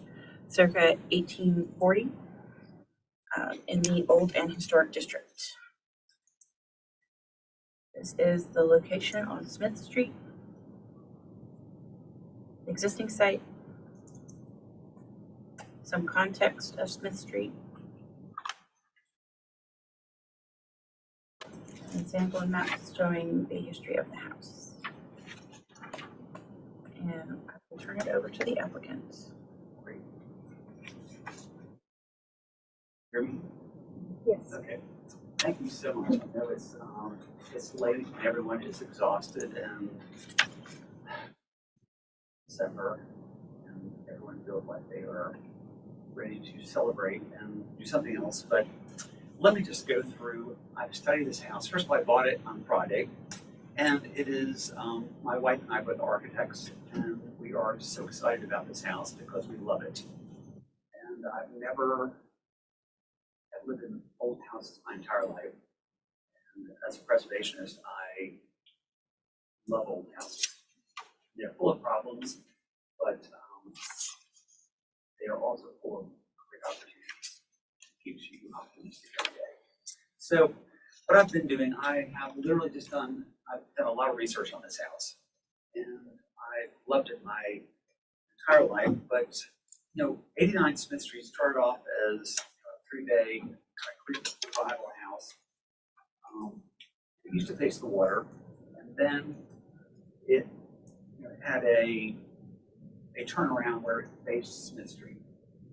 And originally in 1840, it faced the water and was a one-bedroom bachelor pad for Washington Jefferson Bennett, with 2 dependencies that run in the classical style.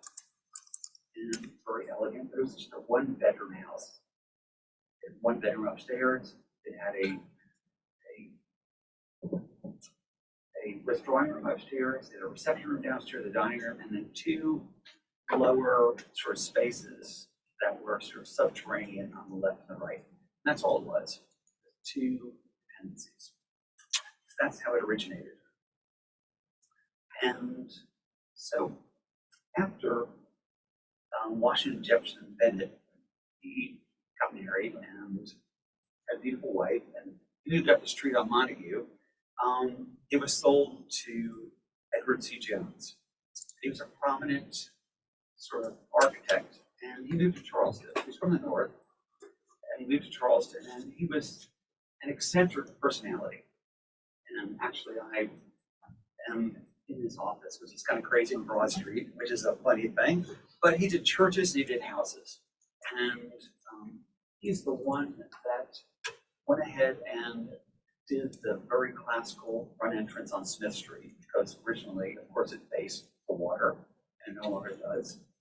And people were columns. And then he did 2 niches, and that were very eccentric. And it sort of like exemplified what he was all about, because he did these eclectic churches, and he worked for Catholics and Presbyterians and Methodists and Jews, and all of his work sort of like was sort of inspired by all different styles. So these 2 different sort of bay niches to the north and south have Gothic, Roman, and Egyptian detailing, and they're really bizarre, but we're very excited about them because they're very precious and they're enormous, and the scale of them is so huge on the north and south that they kind of predominate those elevations in terms of the importance, because the windows are 7 to 9 feet, and the top of this concrete cove molding is up like 15 feet, and they're just like monumental. But it's kind of exciting. Jones did a lot of things when he added on to this house. He went ahead and added the front portico, and then he added 2 side niches. But then he did something very significant to the rear of the house, which was the front of the house. He started altering what was the piazza. He went ahead and had a cantilevered piazza on the 2nd floor, which is 15 feet deep. So he went ahead and changed the whole look of what was a 5-bay sort of normal piazza on the house. And that was projected out, and that was his study. And he used this house as an example of his ecclesiastical style. So when he did these two niches, he did the interior of them were like naves and churches. They were like heavily plastered, and he had fabric underneath them, and he had furniture that was sort of designed in those rooms that you'd have in church. You'd have like a pew, you'd have objects that were in churches that were different for different denominations. And that was kind of his calling card. And upstairs, he used one bedroom, and he used the back room that he designed that was cantilevered as kind of his sitting room. And that has these beautiful bookcases with full lancet doors and closets. And that was kind of his sitting room and a bedroom. And that's the way he lived in this house. But he changed it in 1850 dramatically. It's the back end of what was a piazza was immediately changed in 1850. So this is sort of the history of the house. And then in 1902, there were these two one-story rooms that were haphazardly added to the house. One had an octagon end, and one had an L-shaped end. They made no sense, and they were not the quality of sort of additions that were added to houses that we're all familiar with in Charleston. You go down the Gray Street, you see the Smythe House. It's this beautiful period house that had an octagon on one end and had a circular end on the other. But when they were added in the same quality as the original house was built. They were beautiful. In this case, they were like substandard. We have pictures of them, we can kind of show them. They were just literally cobbled together. They were literally, the support for them were they were just timbers, like bound timbers that were probably railroad ties on one building. On another one, we thought they were actually the columns of maybe the original house. They weren't. They were columns that were sort of bound from another house, because we looked at capitals and we examined what was in the house, what were remnants of the house, and there was no association with any of them. So when I went through this whole sort of exercise with Christopher King, was like, this is like, it's kind of like one of those things where you're like learning every single day. But so that's that. And then in 1902, there was this two one-story. I'm sorry, I just there was. Mr. Maresca, you've got about 3 minutes left, so I want to make sure that you get Yes, ma'am. plans. Okay. I'll try to be. I say in like 1,000 words what my partner in crime can say in like 2 words. You probably should do this. Okay, I'll do it much quicker. So in 1920s, there was this large porch put over the whole thing. On the first floor, there were 2 one-story additions. And then there was, E.C. Jones had his addition on the second floor. There was a porch put on the whole thing. It covered everything. It came out to the footprint of the house. So that's what happened. And the porch had a new roof that completely covered all of Jones's cantilever second-story study. And additions on the north and south elevation, as well as in the back, had separate stairways because the house became a tenement. And in 1989, 163 square foot addition was added to the 1920 covered porch. 2022, Smith Street was sold. New owners demolished the kitchen, all the bathrooms. 163 square foot 1989 addition was taken off, and parts of the north and south bays were moved for repair and replaced with tarps. Okay, I bought it, just like on Friday. This is what our proposal is. We're going to completely restore and repair existing 1840 facade. That means all the wood. That means the windows, the hardware, the gutters, the shutters, replacing the broken glass, restoration glass, repaint the entire house, redo the steps, level out the front fence in front of the house, and then restore the bays to like perfection. We've got a restoration sort of contractor who has cut 32 knives to go ahead and just restore the 2 bays on either side. And they're actually working on that right now. We got to fortify this house because the back end of the house had a porch that was built in 1920s. It was just little 4.5 by 4.5, very simple sort of like columns that go down to a subterranean space where there's no foundation. So it's unstable. So our whole intention is to go ahead and have a masonry foundation, have drainage systems. It's subterranean, it floods, the lower levels flood. So that's a very important thing to us, to go ahead and make sure the house is stable, make sure the roof is stable, make sure everything's been repaired on the house. And that we have something that's so beautiful for Charleston, surrounded by sorority sisters. And it's the dumbest thing a 65-year-old man could ever do is like buy a house surrounded by sorority sisters, but I think it's very, very important to do. It also includes extensive repair of the side bays. The main floor addition at the rear, what we're trying to do is this. We're not adding a lot of square footage to the house. There was an addition to the back of the house, which you can see, and that was 163 square feet that was taken out.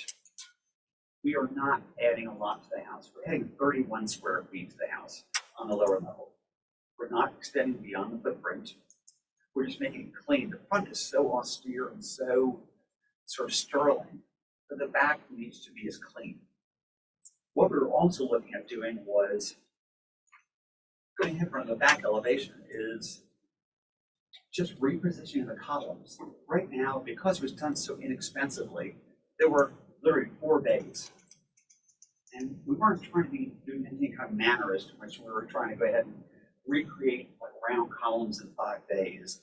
We were thinking about, okay, let's make 5 bays utilizing those 5 by 5 wooden columns, but they relate to what E.C. Jones did in the middle.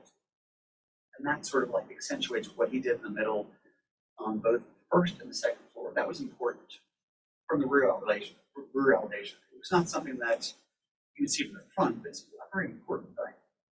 And we also felt like we would go ahead and take all of the 4x4 windows that were really historic.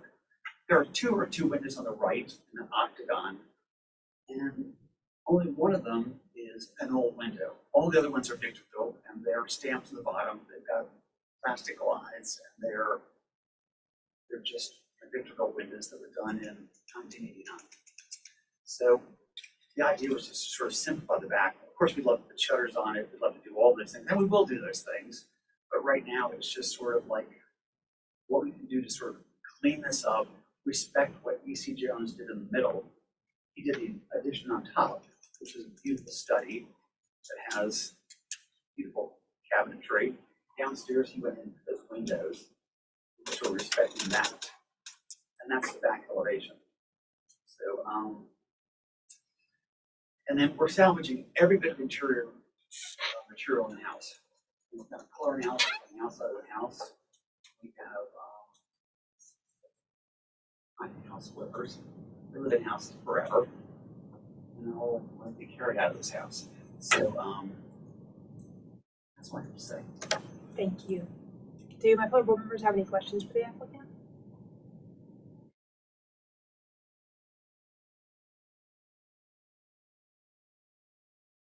All right. Do we have any public comment?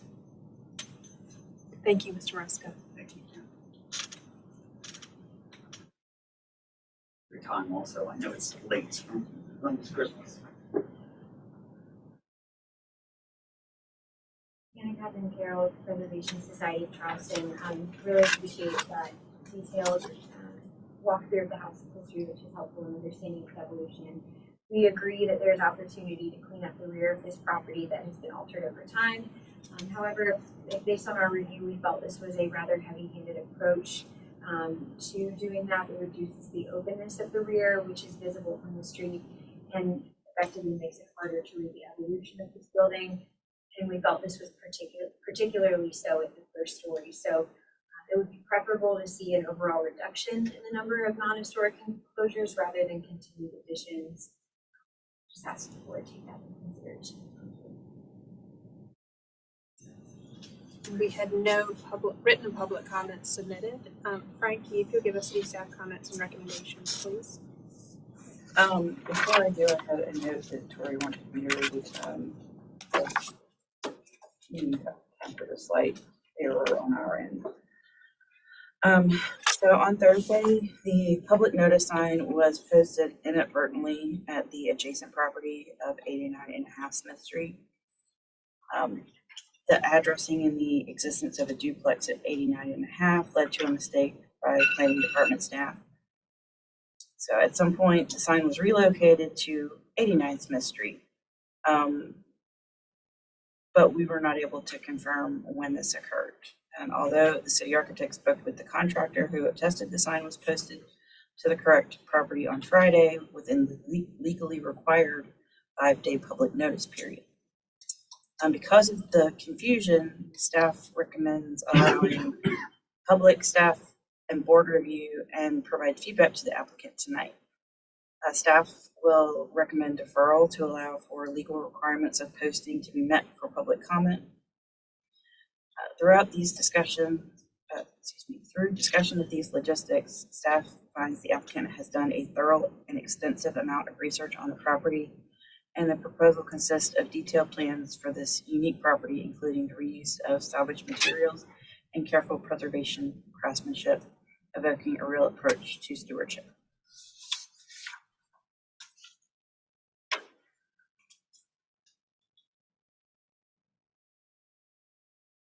So staff had observations that the rear of this house has, or the current rear of the house has seen extensive alterations, adding and closing and reopening porches. These appear to have been substandard in quality and workmanship, potential quick changes to convert the property into a boarding house. While BAR typically discourage porch enclosure, this porch is not original to the house and was added when the previous porch was enclosed. The amount of additional enclosure proposed is approximately 70 square feet. Proposed changes simplify previous alterations, especially to the north side. Cleaning up these later additions and simplifying the north portion will allow for proper deference of the original main body and will show respect of the purity of the main body.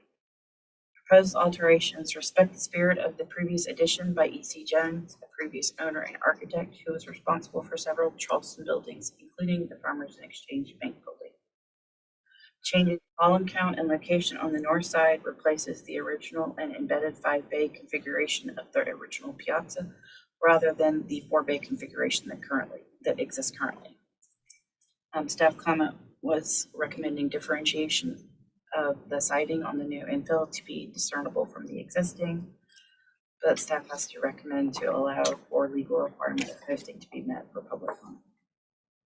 Frankie, if legal permits had been met, what would staff's recommendation have been? Our recommendation was going to be conceptual approval and final review by staff. Did the applicant want to respond to or clarify anything raised in the public comment or the city staff comments and recommendations? I think what we're proposing to do is improve the house tremendously. One thing that I really think about is that the E.C. Jones addition is so tremendously tall that it considers both the north and south. And I respect it from the north and south, and that takes kind of like the whole way. It's the most important thing in my house. The house needs to be just preserved perfectly, and we're thinking about exposed heights, exposed space. I mean, all the piping is exposed right now, all of the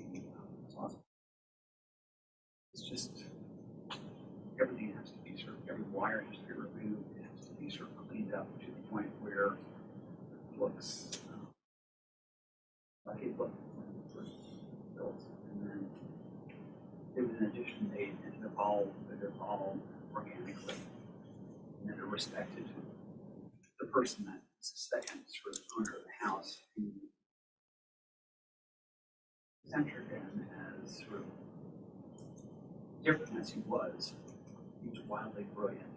And that seems to be sort of like the mainstay of the house in terms of respecting what he did.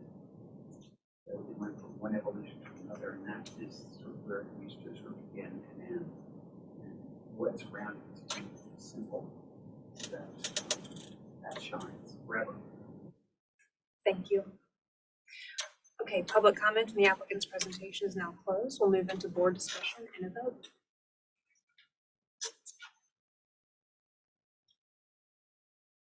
Really cool house.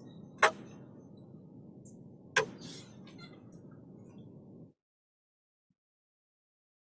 guess, yeah, it's clear that the applicant is being very thoughtful and careful. I guess my only, ever so slight hesitation is about, losing the memory of that original porch footprint where it was inset at the north wall, which is still sort of legible. But I'm curious what other board members think.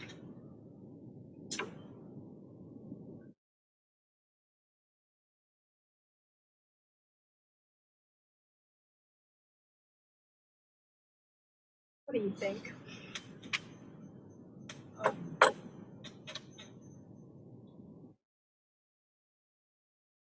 think that the enclosures, in spite of the fact that they're small, I think they change the massing of the elevations rather dramatically.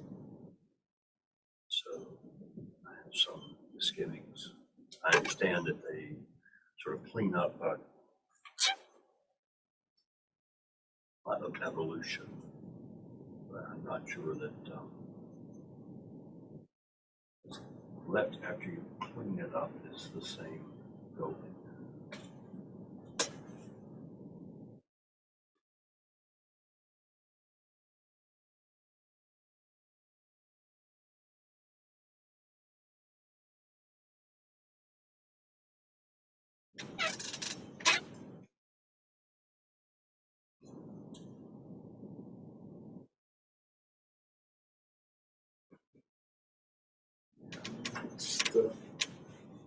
The location of everything is the columns of the sort of surrounding porch now are, everything's coplanar with the main body of the house. And the walls are going to be coplanar with the main body of the house, differentiated by probably the trim board. Get that's what you're referring to, Fillmore, changing the massing, if you will. It almost is very modest addition of 70 square feet or whatever, where these enclosures are occurring. I understand why they have to occur there. Doing is almost increasing the visual width of the house almost double because of that situation. And I appreciate the fact there's really no way to do it. I don't think. It's a little bit of a quandary. I mean, I think you're making logical approaches to what you're doing.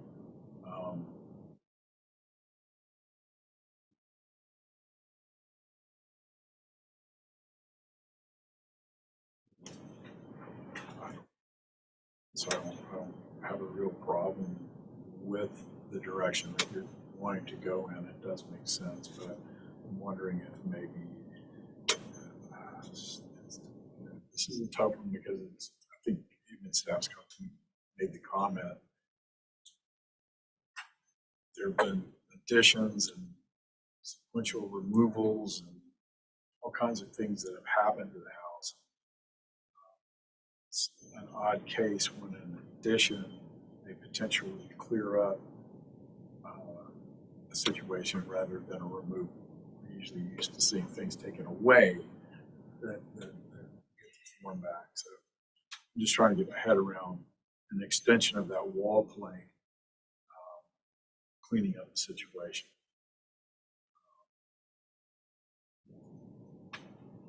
I wish that area was sort of set back in. It could be very, very, very little bit, but I know physically it's not. So maybe even fenestration, those blank walls might do it, something to that effect. But I don't think there's anything major to me. I think it's just detailing, a detailing issue more than anything else. The legal obstacle here aside, which I guess is what Frankie, you're saying, to defer it because of that one point. So simply in commentary, I would say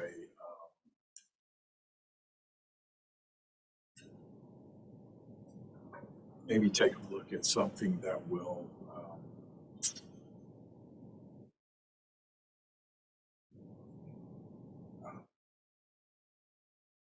maybe minimize the sort of presence of a continuance of that big expansive wall plane on the side of the house, some way, some form, some fashion. It could be with fenestration, it could be with anything. It's that big blank area that's sort of thrown off. That's really the only main point about this. The only other thing I guess I would throw out was, I don't know, the way that these are detailed may be perfectly fine. I just didn't know if this lattice detail was fitting of the context of the architecture that's above it, especially seeing a lattice panel below one of these really predominant bays on the side of the house. It might be a slightly different detail. So it's like sort of a two by two lattice. As the non-architect on the board, that was really my only comment about the lattice work.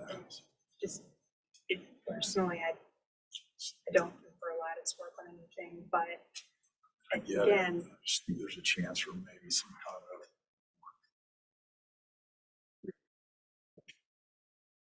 of lattice, whatever I feel that like is. lattice has gotten a really bad rap because of all the cheap imitations of the historic, good quality stuff. and turn it.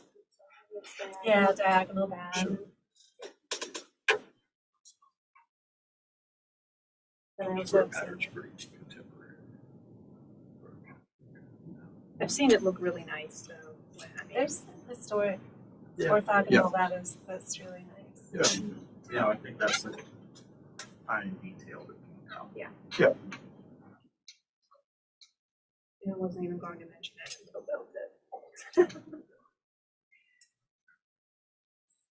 So, Bill, I think you were ultimately saying that if the siding were differentiated and something happened in that blank wall on the second floor, would you be okay with it? Yeah, I mean, is that in your eyes, is that an appropriate comment?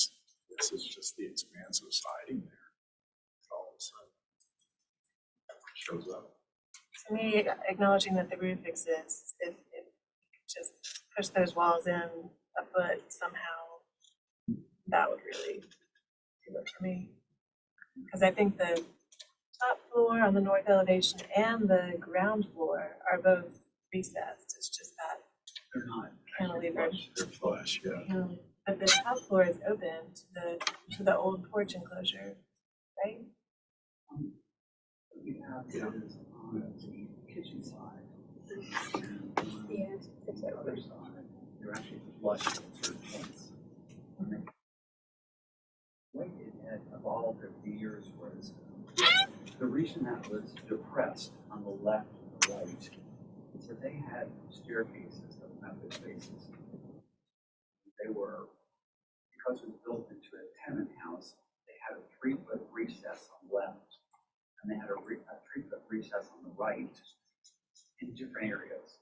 Some were flush on the second floor, some were flush on the first floor, and part of the wall. So the actual house is square.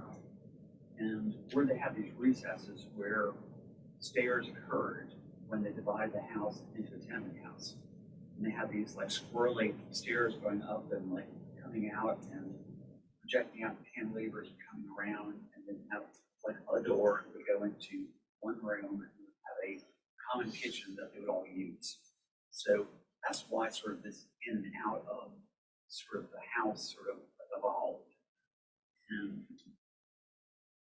designed that way just because they had to get a stair in there, and they were working within sort of boundaries and perimeters in which they could build. So that's why kind of it happened. It wasn't like a design sort of methodology. It was just they were splitting the house up into 6 apartments. And they added those 2 additions back in 1902. They had to do things, and then in the 1920s, when things got really poor, they put a huge roof on the whole thing. They put stairs everywhere. They projected out from the building, they projected in the building, and that's why it's sort of had the shape that it has. It's very sort of like extremely funky, but it wasn't like something that was a depression that made sense. It actually went beyond the house. Thank you. It went beyond the driveway.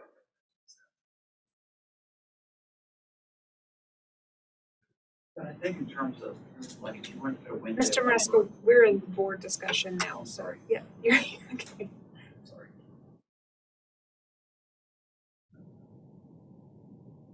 So, staff, you made a recommendation that we go ahead and or to allow for the legal requirements to be posted. So that really is what we need to do. I think we've given some comments. I think you've got plenty of back, hopefully, from what we could do. So We were advised by legal to defer for those requirements to be met, but for us to go ahead and review and provide any assistance we could.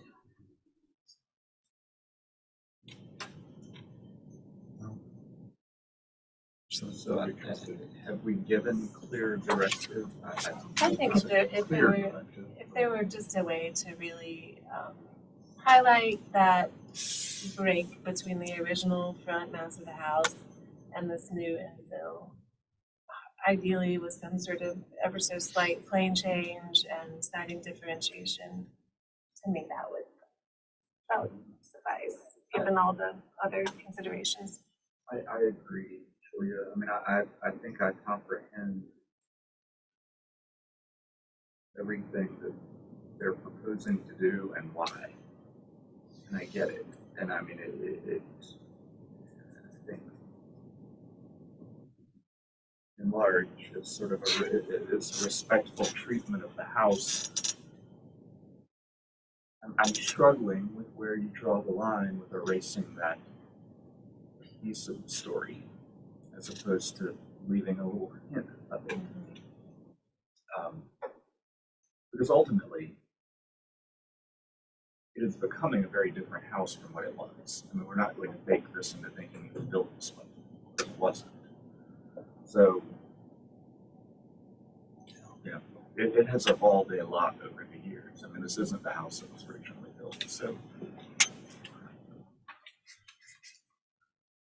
I guess my point is there are a lot of stories here, and I hate to erase.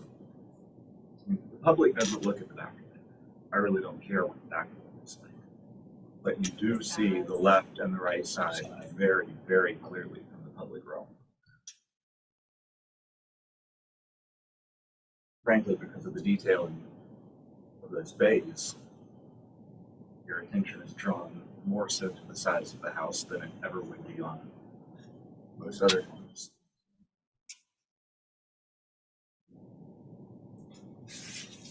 But yeah, I feel like the house is in really good hands and is really well understood and appreciated. So again, I would be comfortable with just a clear demarcation of that original corner on the south and north and differentiation of siding. But, you know, that's hard for the rest of you. I'm comfortable with that. I mean, I agree with you. I mean, it'd be different if there were somebody else doing this. And obviously we understand that it will be detailed well and executed well.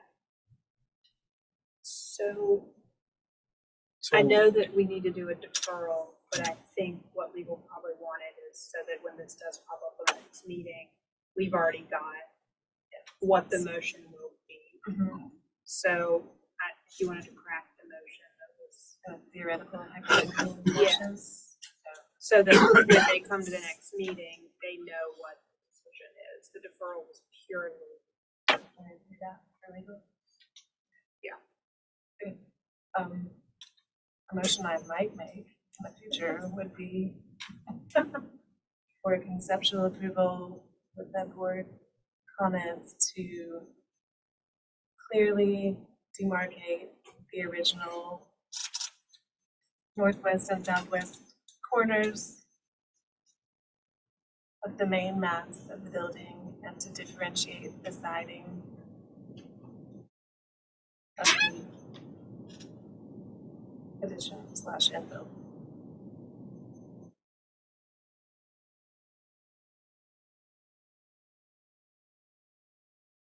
Okay, so I think we need to start with, it's a deferral to allow for the legal requirements of posting to be met for public comment, with a board comment that at the next meeting, there will be. Can it not be deferred to staff? Why can't it just be deferred to staff? I don't know if we can delegate our authority in that way. I'm not sure. I don't know if we can defer to staff now because of this legal posting issue.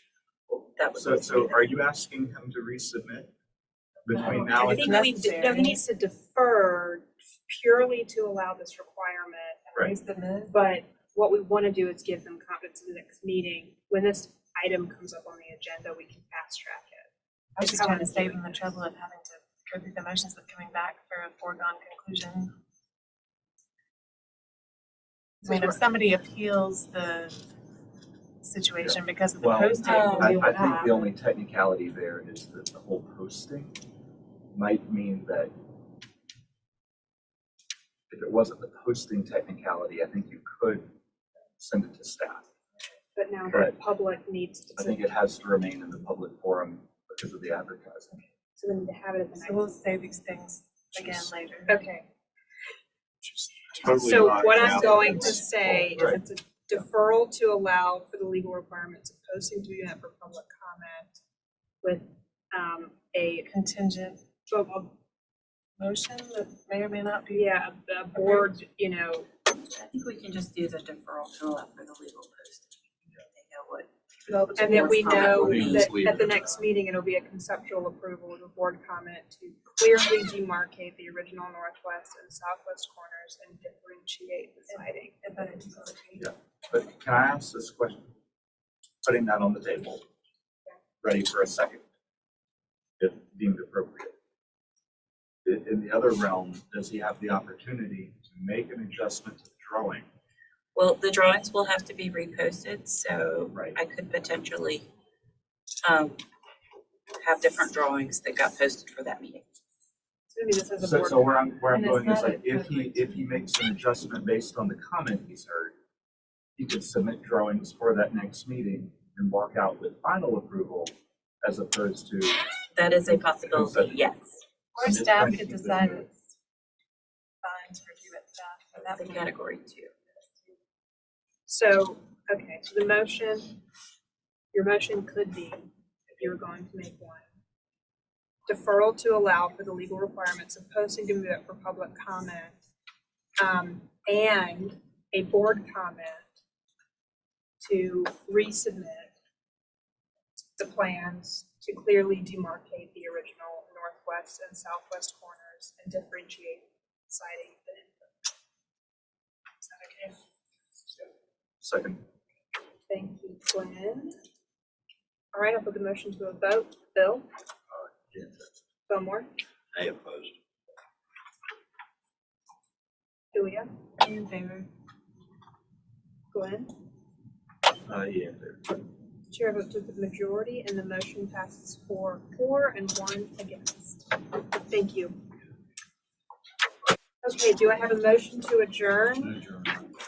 Motion to adjourn. Thank you, Fillmore. Do I have a second? All in favor, say aye. Aye. None